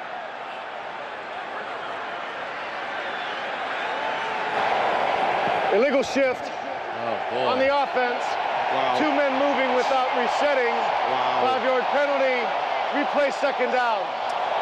You know, you just don't know how much of this is a product of having a new quarterback and his being impatient and not allowing the guys to get set, you know, or checking it. You know, a lot of times the quarterbacks will go out there and they'll make sure everybody's set before they start the process. This is the second time tonight we've seen it, but that took away their only offense of the evening. I mean, that was the big play that this team was really looking for. And this is the reason they drafted Jackson. Make no mistake about it, this isn't just a find. This was the 5th quarterback taken in the draft. And the Vikings traded a draft pick, moved up 19 spaces to get him out of Alabama State. It negated a 43-yard gain, that penalty. Jackson completes this one again to Travis Taylor, but he's going to be short of the first down marker. You know, we've seen a lot of quarterback changes this year, and I think the big reason why is mobility. And certainly when you're talking about Bledsoe to Romo, that was the case there. And Matt Leinart has better mobility than you think. Jason Campbell, certainly that's been a factor.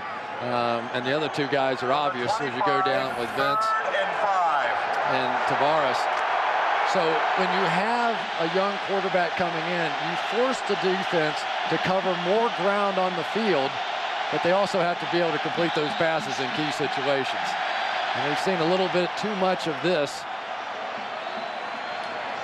And we're going to get a timeout here. Jackson and Childress will talk about it. Vikings still on the short end of a 6-0 score in the third period. Thursday Night Football on NFL Network is brought to you by Vonage, a better way to phone for less. See, Collinsworth, that's the way you run the sweep there. You get Thurston and Kramer out in front of you. Give it to Jim Taylor. Everybody knows what's coming. They can't stop it. The problem would have been the guards would have outrun me.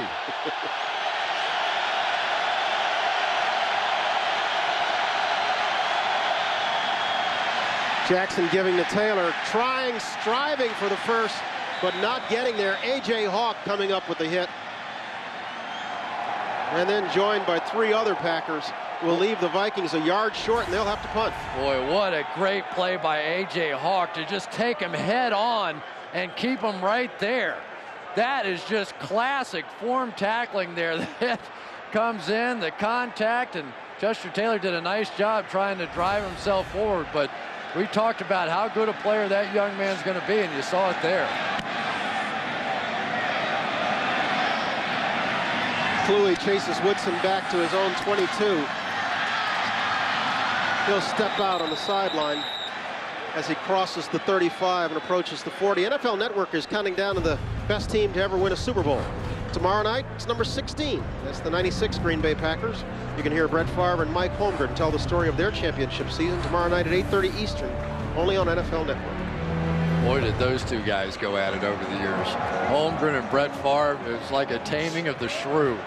The guy just, he knew he had to break Brett, and Brett was unbreakable for a long time, and he was going to do whatever he wanted to do. Some of those NFL Films conversations between those two on the sideline were priceless. It was nice to see Brett go on over and give Mooch a hug. Oh, yeah. Before the kickoff. Of course, Mooch, a big part of that development as a quarterback coach here as well.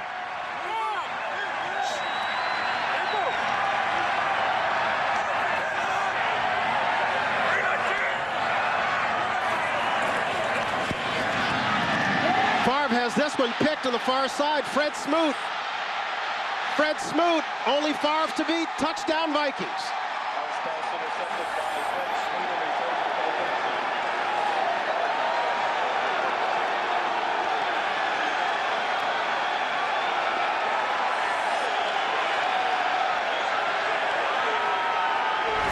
We talked about the youth on the outside. Greg Jennings never got the audible, never turned around. Brett was expecting a hitch on the outside.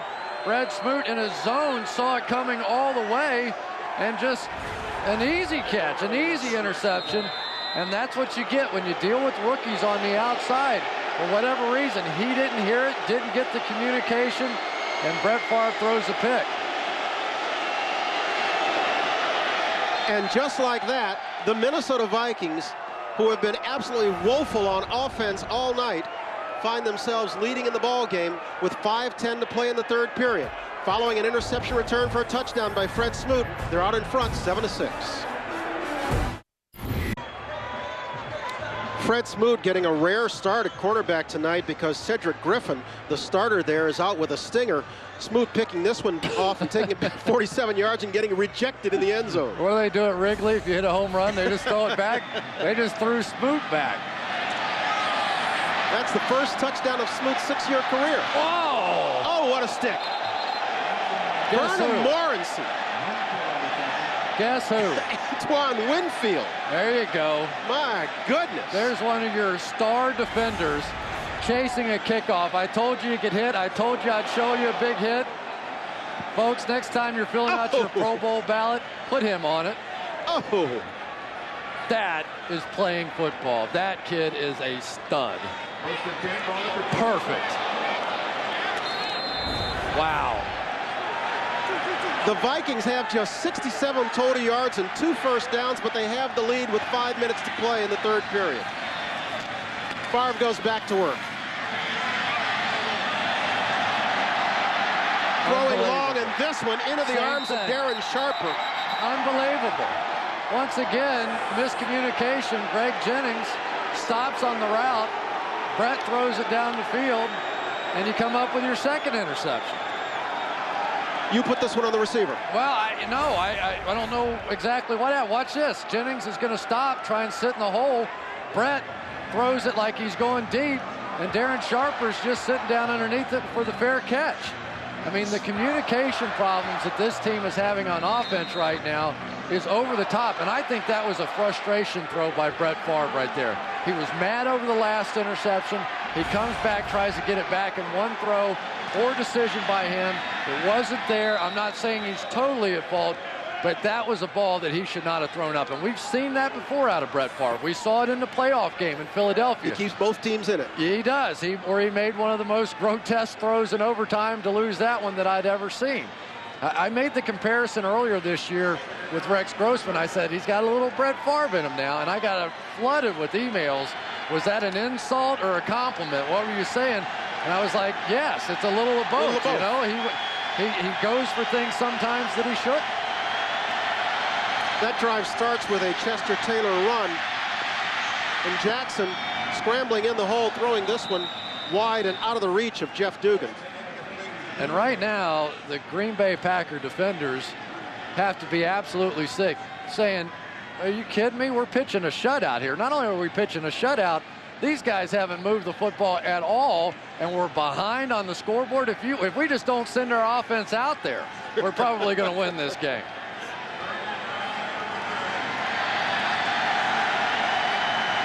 It'll be 3rd and long for the rookie quarterback out of Alabama State. Be careful here now. Al Harris, Charles Woodson. Bad snap. Jackson gets the handle on it. Lofting it downfield into tight coverage. Woodson on the coverage, almost came up with it.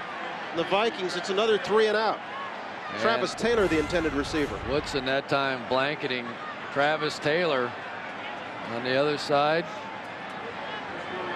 The Vikings receivers just can't get any separation. They really can. And Charles Woodson and Al Harris and Nick Collins, and they have simply taken away the receivers down the field. Been a busy night for Woodson. He'll get a chance to return this one. Tries to split the defenders and does. Gets past the first wave. We've got a flag down behind him as he gets back to midfield. He'll be caught from behind as he crosses midfield and gets to the 47. We'll wait to see what the flag is back at the 20.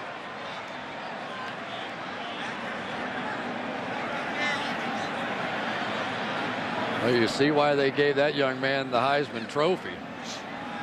One of the first defenders to ever get During it. the return, illegal block in the back of the return team. Penalty is half the distance to the goal. First down. This one comes all the way back. And you'll see it just to the right of the screen. Wasn't much if that was it. Oh, no, this is it. Right in the middle of your screen. There it is. Guess who it is, too? Our guy, Jared Bush. We might want to rethink this special teams operation. Well, honestly, I was talking with Mike Stock, the special teams coach, and I said, you know, tell me who the best special teams players are, and Jared Bush was one of the first names that he mentioned. Oh, well. Oh, well. Donald Driver out of the game now. That one negated a 35-yard return.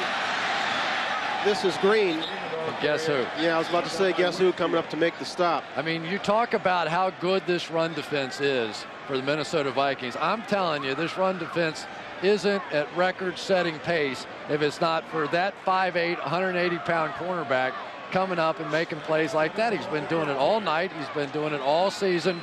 And for some reason, nobody knows his name. Favre has thrown interceptions on his last 2 throws, but he figures to be throwing here.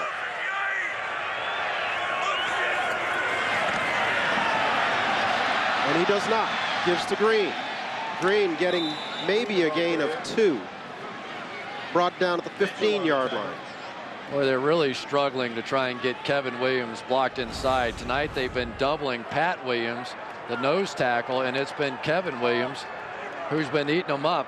There you see the zone blocking once again, and Darren College tried to pull out in front of him, and basically Kevin Williams has enough speed and quickness to just get in behind it.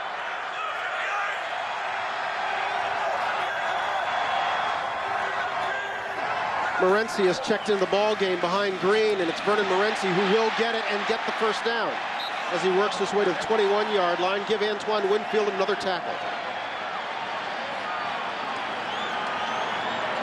Well, Antoine Winfield plays basically like a linebacker inside. He's out there playing in the slot on the receiver, sees the run coming, and just another devastating tackle. That one a little bit late, but I think if you're going to run against the Minnesota Vikings, that's when you have to run. When they get in their nickel and dime package, take some of the big guys out, it gives you some opportunities. Good call there by the Packers. This is Morency again, getting back across the line of scrimmage before Ben Lieber brings him down. Morency, an interesting guy. He's a guy who spent 4 years in the Colorado Rockies organization as a center fielder before deciding that he probably couldn't hit the curveball as well as he should have, and went to Oklahoma State. Then came out, spent some time with Houston Texans, and has come here and seems to have found a home in Green Bay. Oh, Uncle Charlie's driven many a guy out of that game, hasn't he? That nasty hook. I couldn't hit it either.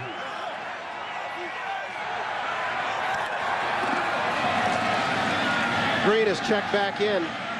He finds Ruff going off the right side. He's going to leave the Packers looking at 3rd and 4. And somebody better find a way to get Ben Lieber blocked off the edge. They basically are just crashing their outside linebackers. And despite some pretty good blocking inside, they're getting a little bit of a push. But Ben Lieber is just looping around the outside and making tackles.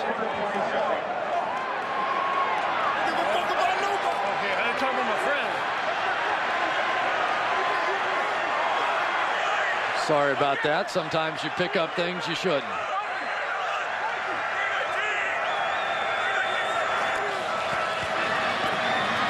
Favre with time, in and out of the arms of Donald Driver. And the Vikings will get it back again. Was that a little, that looked like pass interference to me, and I think Donald Driver is going to agree with me. A little pressure on Brett Favre inside. But just before the ball got there, I thought that there was contact made with Driver and sort of pushed him off the ball, which would have resulted in a first down.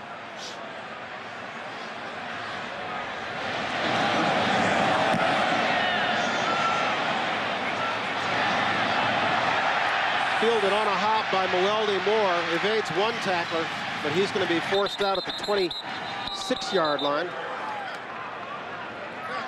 We talked about the Packers and the Vikings basically with a mathematical opportunity to still get in the playoffs, but things would have to break right for them. There are a number of 6 and 8 teams on the bubble, not just them, but also the Panthers, who've kind of imploded, and the Rams and the 49ers, who of those teams are probably playing the best of the 5. Yeah, and still have a chance. Seattle has to play San Diego, so this could very easily go down to the last week into the season. Who knows? This has been such a crazy year this year. I've never had a worse year picking games in my whole life. Every time I think I know something, it's just like it just goes the opposite way. Well, Tavares Jackson hasn't had a lot of things break his way, but he is leading right now, 7-6.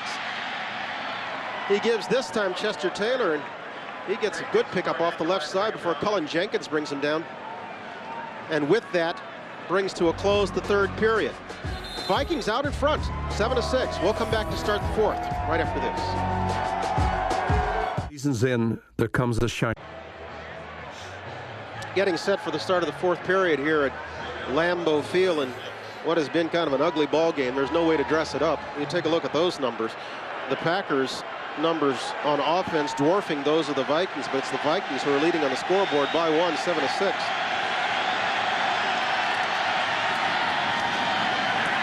Taylor once again being pushed back, this time Cullen Jenkins, who has to be the biggest bargain on the field. This is a guy who's playing for the bargain basement price of $425, and at the end of this year he is an unrestricted free agent, and he will get paid. Yeah, he is, and I guess there's some question, what's his best position? He's playing defensive end, and the nickel situations, they move him back inside, but really a hard try guy. Of course, Chris Jenkins' brother, who plays with Carolina, and he's gotten a chance to start, and in the past few games, boy, he's certainly made a name for himself.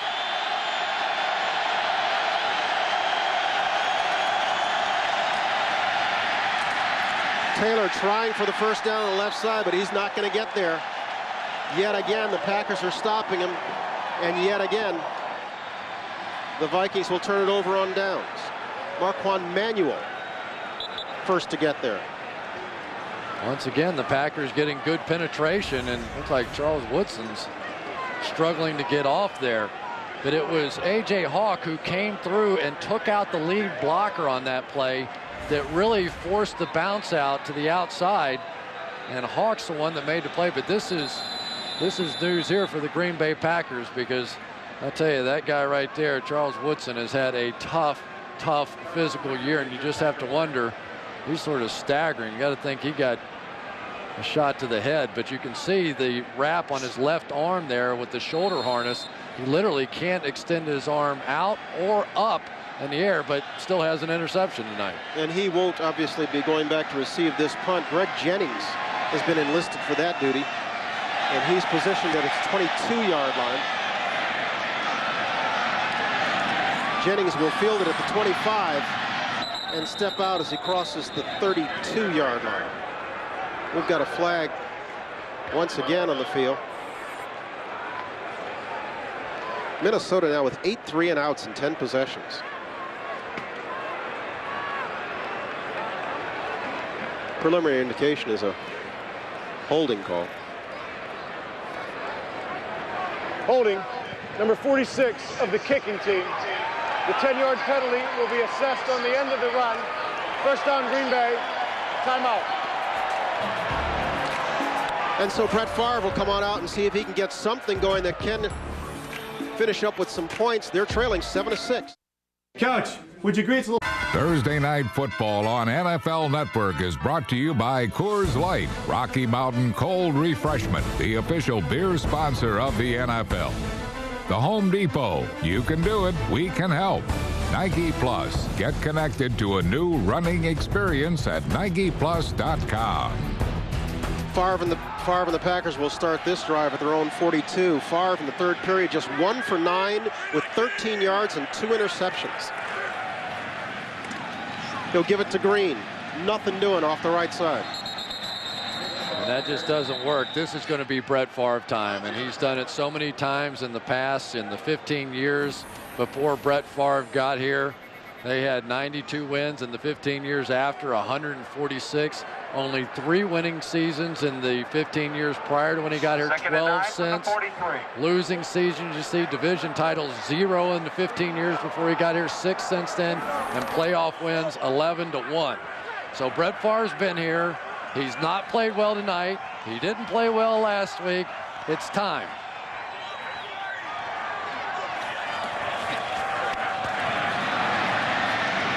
Screen, Green. Getting back to midfield, close to the first down marker. He'll come up 2 yards short. E.J. Henderson brings him down. You talked about when Favre took over. You might recall what was going on back then. You were just a kid, right? Sing a little bit End of the Road for us, will you? Oh, please. You know how unhip I am. $1.13 a gallon. Tavares Jackson, just 9 years old, back in Montgomery, Alabama. Tavares, interesting guy. He was telling me yesterday that he wanted to play quarterback. Auburn wanted to recruit him as a linebacker. Alabama wanted him as a safety. Really? He wanted to play quarterback, and so he went to Arkansas, competed against Matt Jones, decided he wasn't going to get playing time there, transferred to Alabama State. It's worked out pretty well for him. I guess so. Favre completing this one to Donald Lee. Lee working his way to the 26-yard line before being dragged down. Dwight Smith on the coverage. And Brett has me saying, thank God a tight end caught the ball. Look at that. Donald Lee getting a chance tonight because David Martin inactive with an injury. He jumps up and catches that thing with his belly and wraps everything around it. And the Packers in a bit of a hurry up here, trying to change the tempo of this ball game as we move close to the 11-minute mark.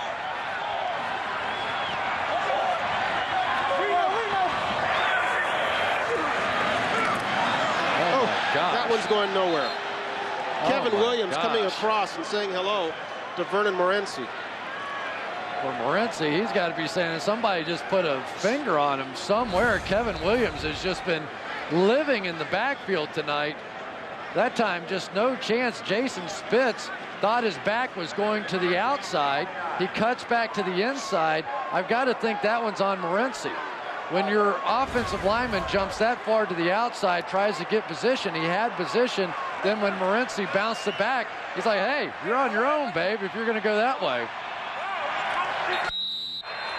Loss of 3. We've got a timeout, Green Bay. They'll burn their first of the half. With 10:30 to go in a ball game, the Packers find themselves trailing 7-6. For a time, it looked as if Brett Favre was going to set a personal best for attempts and completions, but he slowed down quite a bit after throwing 33 times in the first half. He's still throwing 44 on the night. I bet you he picks up the pace here in the fourth quarter. He's going to start throwing it again. You would think so, wouldn't you? Yep.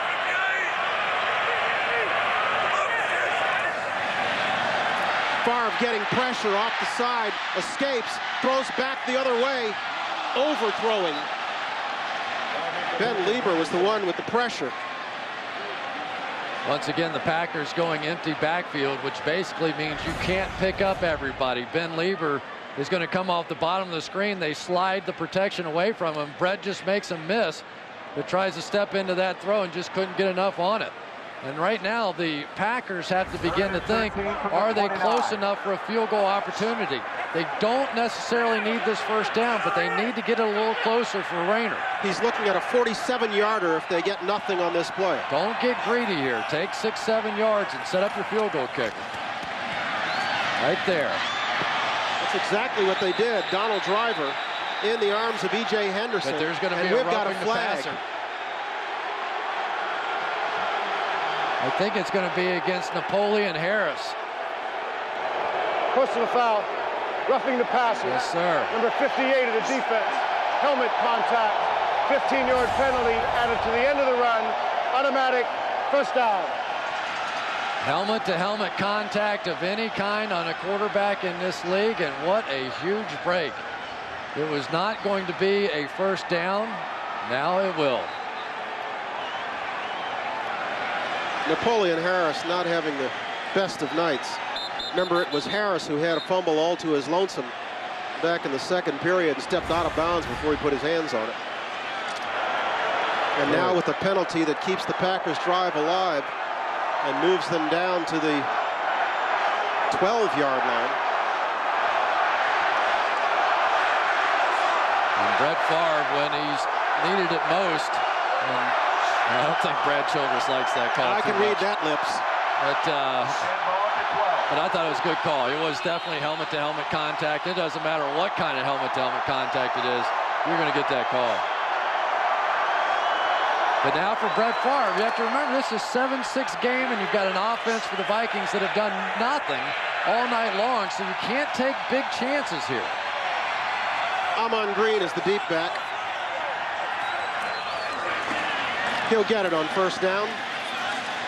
And he'll get just barely back to the line of scrimmage. In case you're just joining us, Brett Favre, wired for sound tonight. Hey, Greg, if you catch a crosser out of something, I know we talk about getting out of bounds, but if you can get 5 extra yards here, just go up. Hey, somebody make a play now. Let's go. Let's go. I went back, looked at him. He was going, then he stopped. It's the 10 to the 29. Hey, a lot of football left. It's 7-6. It's exactly what you had alluded to. He was going, then he stopped. Yeah. Talking of Greg Jennings. And one time he should have stopped and he was going. Loss of 1. Favre gets it out quick to Driver. He's dropped at the 9-yard line. I guarantee you, when times start getting hard or the game gets close, there's only one guy on this team that Brett Favre trusts. And you know what? Defenses know it too. Well, isn't that part of their problem in the red zone? Their tight end play has been so poor this year. Their tight end play, they don't run the football well. They don't have a second receiver to draw some attention away from Donald Driver. It's all underneath stuff. Problems with protection with the young line. Favre, pump fake, goes back the other way, into the arms of Bubba Franks. Ball comes loose. We've got a pile up at the 3-yard line. Vikings ball. What were we just saying about tight end play? That's where you have to make plays if you're a tight end. Look who comes up with it. That doesn't surprise me at all. Watch this. Gotta be careful. Oh, they're spiking it. You know, they've got rules against taunting other players. As much as I like Antoine Winfield, there comes a time to just take it over the bench and enjoy it with your teammates over there, but he keeps making plays. Boy, for Bubba Franks, this has been a tough night. Makes the catch, tucks it away, ball's out, no question about it. Wasn't across the line. And Winfield, a spectacular dive. And you know what? To get on it. We busted Napoleon Harris for the helmet-to-helmet. That was Harris on the hit, knocking it free from Bubba Franks. We talked about in a 7-6 game, you can't take a chance. Brett made a great play, and Bubba puts it on the ground. But with a rookie quarterback, they're back to their 3-yard line. He completes this one to Travis Taylor, but they're waving it off. Ball hit the turf. Boy, oh boy, how much does Brad Childress trust his young quarterback, Tavares Jackson, to let him throw it off the goal line here? I guess he's just going to find out right now what he has. You know, he's saying, if I had Brad Johnson in the game, that's a play I'd call, so I'm going to call it with Tavares Jackson. Well, I can tell you, it is going to be tough to communicate for Jackson down here on this end. Play clock's inside 5 seconds. He gets it off. Jackson out of his own end zone, getting back to the 8-yard line. Brought down in the arms of Cullen Cole. Well, obviously your first goal when you're backed up like that is you have to get it to the 5-yard line so that your punter can have the full 15 yards to get the punt off. Your second goal now is got to try and pick this thing up. How big a chance do you take with your rookie quarterback here? You know what I do? I try to get him on the edge a little bit. I haven't seen very many bootlegs. I haven't seen very many rollouts. Obviously, his running ability gives them an added dimension, and I just haven't seen that much of it tonight.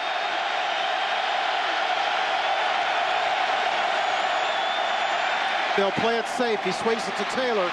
Taylor will get the first down as he crosses the 15, brought down at the 18-yard line in the arms of Nick Barnett. Sort of a one-man screen on the outside that time with Steve Hutchinson out in front of Chester Taylor. Great call that time by Brad Childress to see Hutchinson just sort of sneak out in front of that one. Nobody else goes with him. And he doesn't get a block, but he sort of gets in the way. That was the theory anyway. Just the 3rd first down of the game for this Vikings offense. But a big one. Yes, indeed. Artus Pinner has checked into the ball game. He's the deep back, and he'll get a carry for a gain of 1.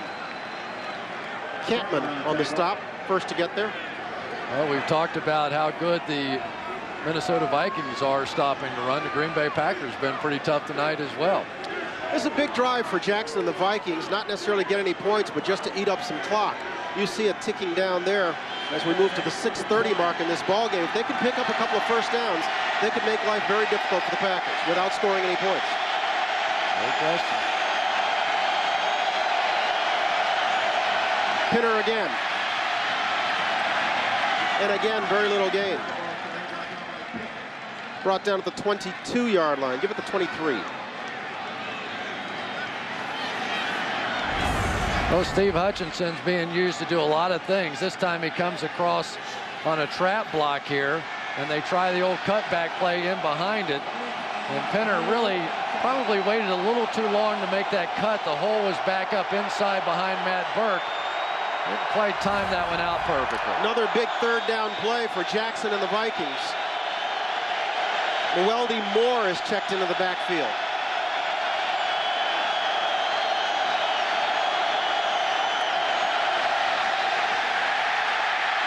Jackson eluding one tackler, but he's brought down at the 25-yard line. Nick Collins coming up from his safety position to make the stop. Boy, what a huge tackle that time by Nick Collins. It sure looked like Jackson was going to be able to scramble for the first down, but Nick Jackson, you see Jenkins with the initial pressure inside, but again, just a perfect tackle by the Green Bay Packers. And Nick Jackson, that's a kid that they really like. They think he is going to be one of the stars of the future in this league, along with A.J. Hawkins, sort of the building blocks of this defensive team. The Vikings need a blast from Chris Kluwe here.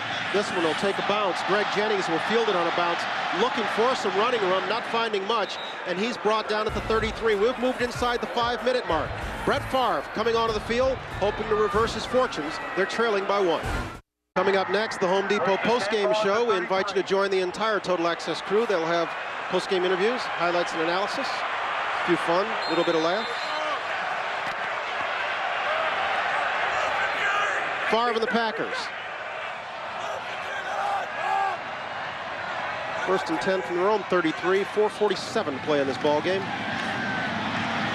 This is Green, not getting much. You didn't like this punt return by Greg Jennings, huh? I don't think he should be trusted to return a rent-a-car after that punt return. Check this out. He just comes up and bounces around left and right. I mean, ball game's on the line. Go somewhere. Do something. I mean, at least if you just put your head down and go forward, you're going to pick up 7 or 8 valuable yards. It's not been Greg Jennings' best night. Devin Hester, he ain't. Jennings fielding that one because Woodson's shoulder is banged up.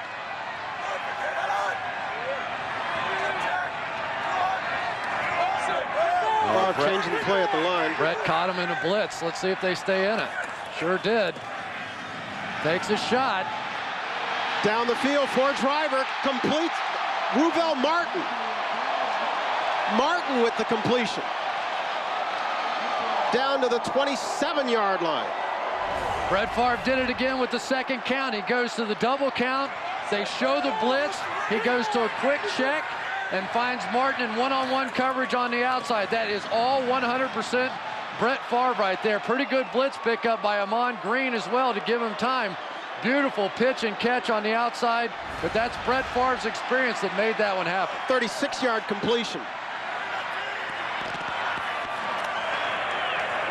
Oh, boy. Somebody. Pat Williams stacked it up inside. Somebody please block one of these tackles. Pat Williams and Kevin Williams just wearing them out. And again, it's that zone blocking scheme where they try and move everybody off to the right, but Darren College simply cannot get there. Pat Williams just taking him and clubbing him in the back of the head, saying, are you kidding me? Taking a rookie and trying to cut me off on the backside, I'll kill him.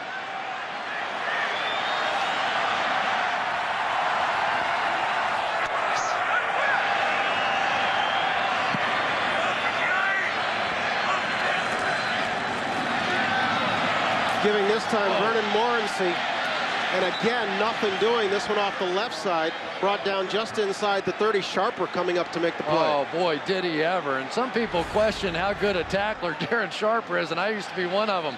Watch this one. He must have come from about 10 yards deep to make that play in the backfield. And again now we're in the same situation for Brett Favre. He has a 3rd down, and this would essentially be about a 47-yard field goal as we wind down towards the 2-minute warning. And it looks like he'll wait for that. The Packers still have 2 timeouts. Looks like they'll let the 2-minute warning be their friend here. He'll come to the sidelines and talk about it with Mike McCarthy. They're trailing by 1.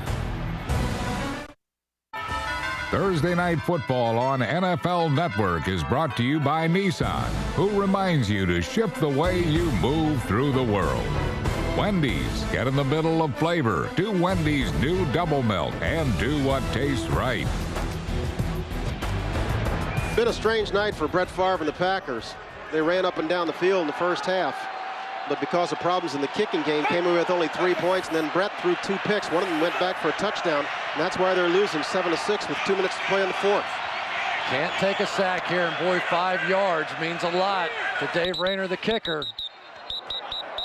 Oh, boy. Offense, number 73, 5-yard penalty, still third down. That was Darren College. Oh, again, boy. that was something they didn't need. We talked about some of the problems in the kicking game. Dave Rayner slipping there on a 34-yard attempt, and then missing another one later off the right upright. And then in the second half, Favre throwing 2 picks. This one to Fred Smoot being taken back all the way. He had it down close to the end zone, but Bubba Franks had that one pop loose. Antoine Winfield recovered. It has the Vikings clinging to a 1-point lead. And Rayner needs some yards right here. This would be 52 if they don't gain an inch. He completes this one. Oh my gosh. To Green. Oh, they're going to call a hold. Green pushed out down at the inside the 5-yard line, but this one may be coming back. I think they're going to get Bubba Franks for a hold. And Brett Favre can't believe it. Holding. Offense, number 88. Oh, 10-yard my penalty goodness. from the spot of the foul.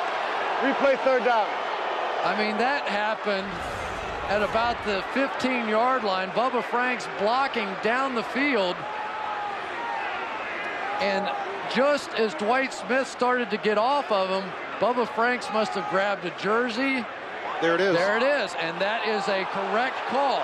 In the NFL, any jersey tug of any kind, when the officials are told if they see any sort of a tug, that they are going to call it. Now, the fact that the hold happened down the field helps somewhat. They at least are now inside the 30-yard line, so the play did have some benefit, but what a huge mistake on a night of mistakes by Bubba Franks. If they pick up nothing here, Rayner is still looking at about a 43, 44-yard field goal.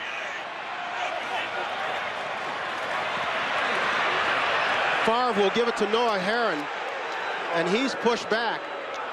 And the clock continues to tick. We're down to 140 and counting. I believe that Dave Rayner's long field goal in Green Bay is 42 yards. We're going to take a timeout right here. 1:38 to play. We come back. We'll see what Rayner does after this.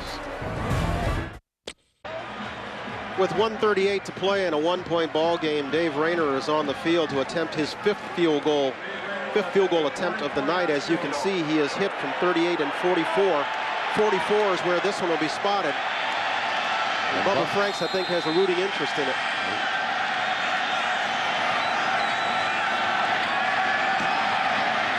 This one's true.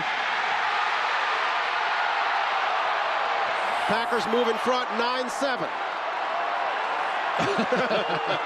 Bubba's happy. Thank you, thank you, thank you, thank you, thank you.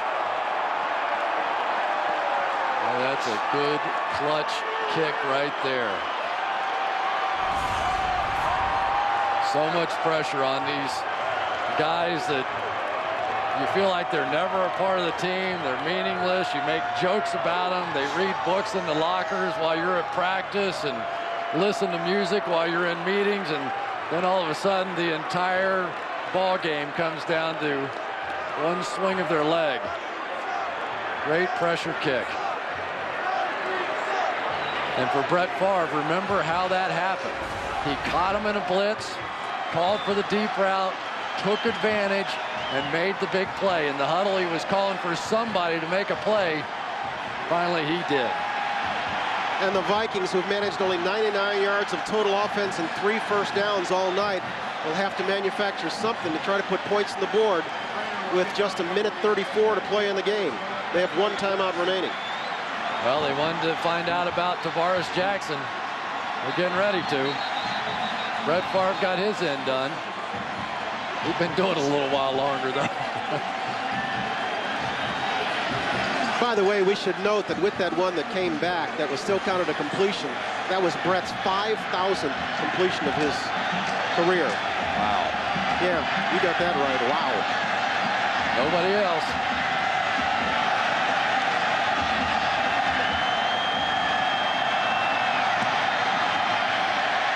Bethel Johnson at the 4. Gets it back to the 32-yard line. And Tavares Jackson has all the makings here of a storybook ending. Whether or not he can write it remains to be seen. Well, here's a young man that in college he had an outstanding number. 79 touchdowns he accounted for, 68 passing, 11 rushing. So he's been in this situation. Not here, not against Brett Favre, not at Lambeau Field, but we'll see what he has.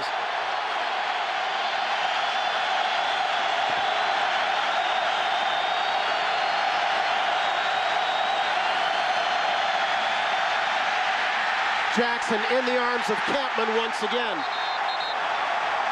KGB there also. Campman got him high with what would appear to be his third sack of the night. This will be holding against the Vikings. And declined. Tavares Jackson on that one had to step up and try to make a play. Holding, offense, number 79. The penalty is declined. Second down. He dropped back in the pocket, got his depth, but then never climbed back into the pocket and basically left his offensive lineman out to dry. He steps up, he's going to have plenty of room to make that throw. You surprised they declined it rather than push him back? No, not after the sack.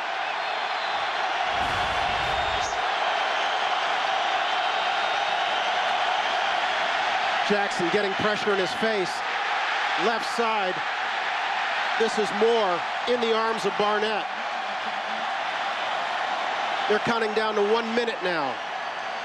And he's got no chance. Third and 18, I'm sorry. He's really got to step up in the pocket. He's trying to drop back to 10 yards and throw it from there, but you can't. You have to step up because they're trying to bring the defensive ends around the outside. Tough task for a rookie. Step up, there you go. Jackson will run out of the pocket down the left side, trying to get out of bounds, does not. Collins and Barnett stopping him, and the Vikings will burn their final timeout. Boy, and that was a big mistake there. He had a pretty easy opportunity to get that one out of bounds, and Brett said, oh, just lean a little left and get out of bounds. But if he continues with that action, what he did there, he stepped up, but just took off running right away. As a veteran quarterback, as he gets more down the road, if you will, he'll step up, keep his eyes open down the field, and try and throw from that step up. That time you could tell as soon as he started to move forward, he was going to run all the way. If you're thinking about how long Ryan Longwell can make this thing, you could probably figure that his career long is 54, season long you can see there is 49. The Vikings would still need to gain another 33 yards before he would get within that range. Longwell for years, the kicker here in Green Bay, in fact, is the Packers' all-time leading scorer.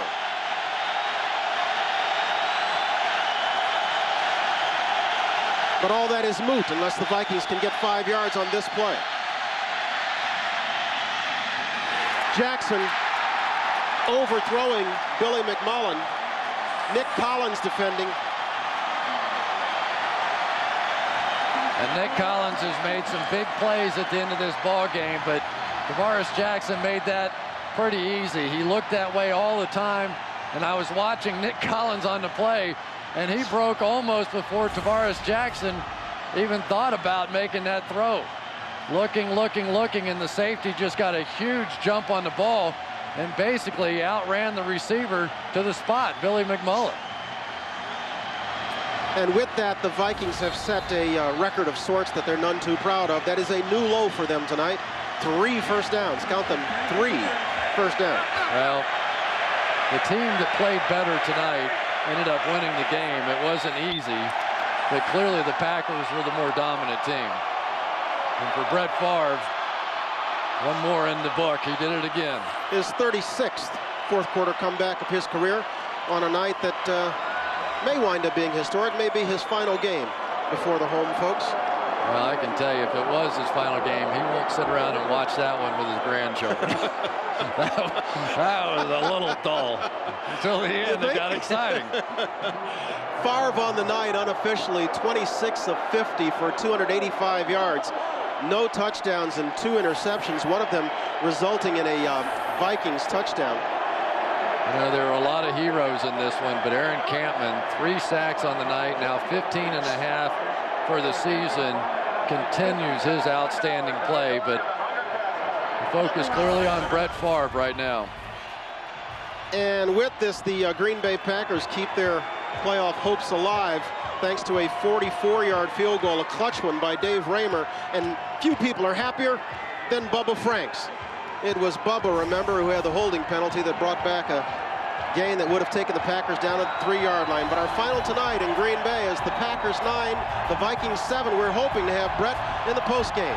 For all the good folks here up top, here at Lambeau Field, Chris Collinsworth, I'm Brian Gumbel. Thanks for being with us. Good night from Green Bay.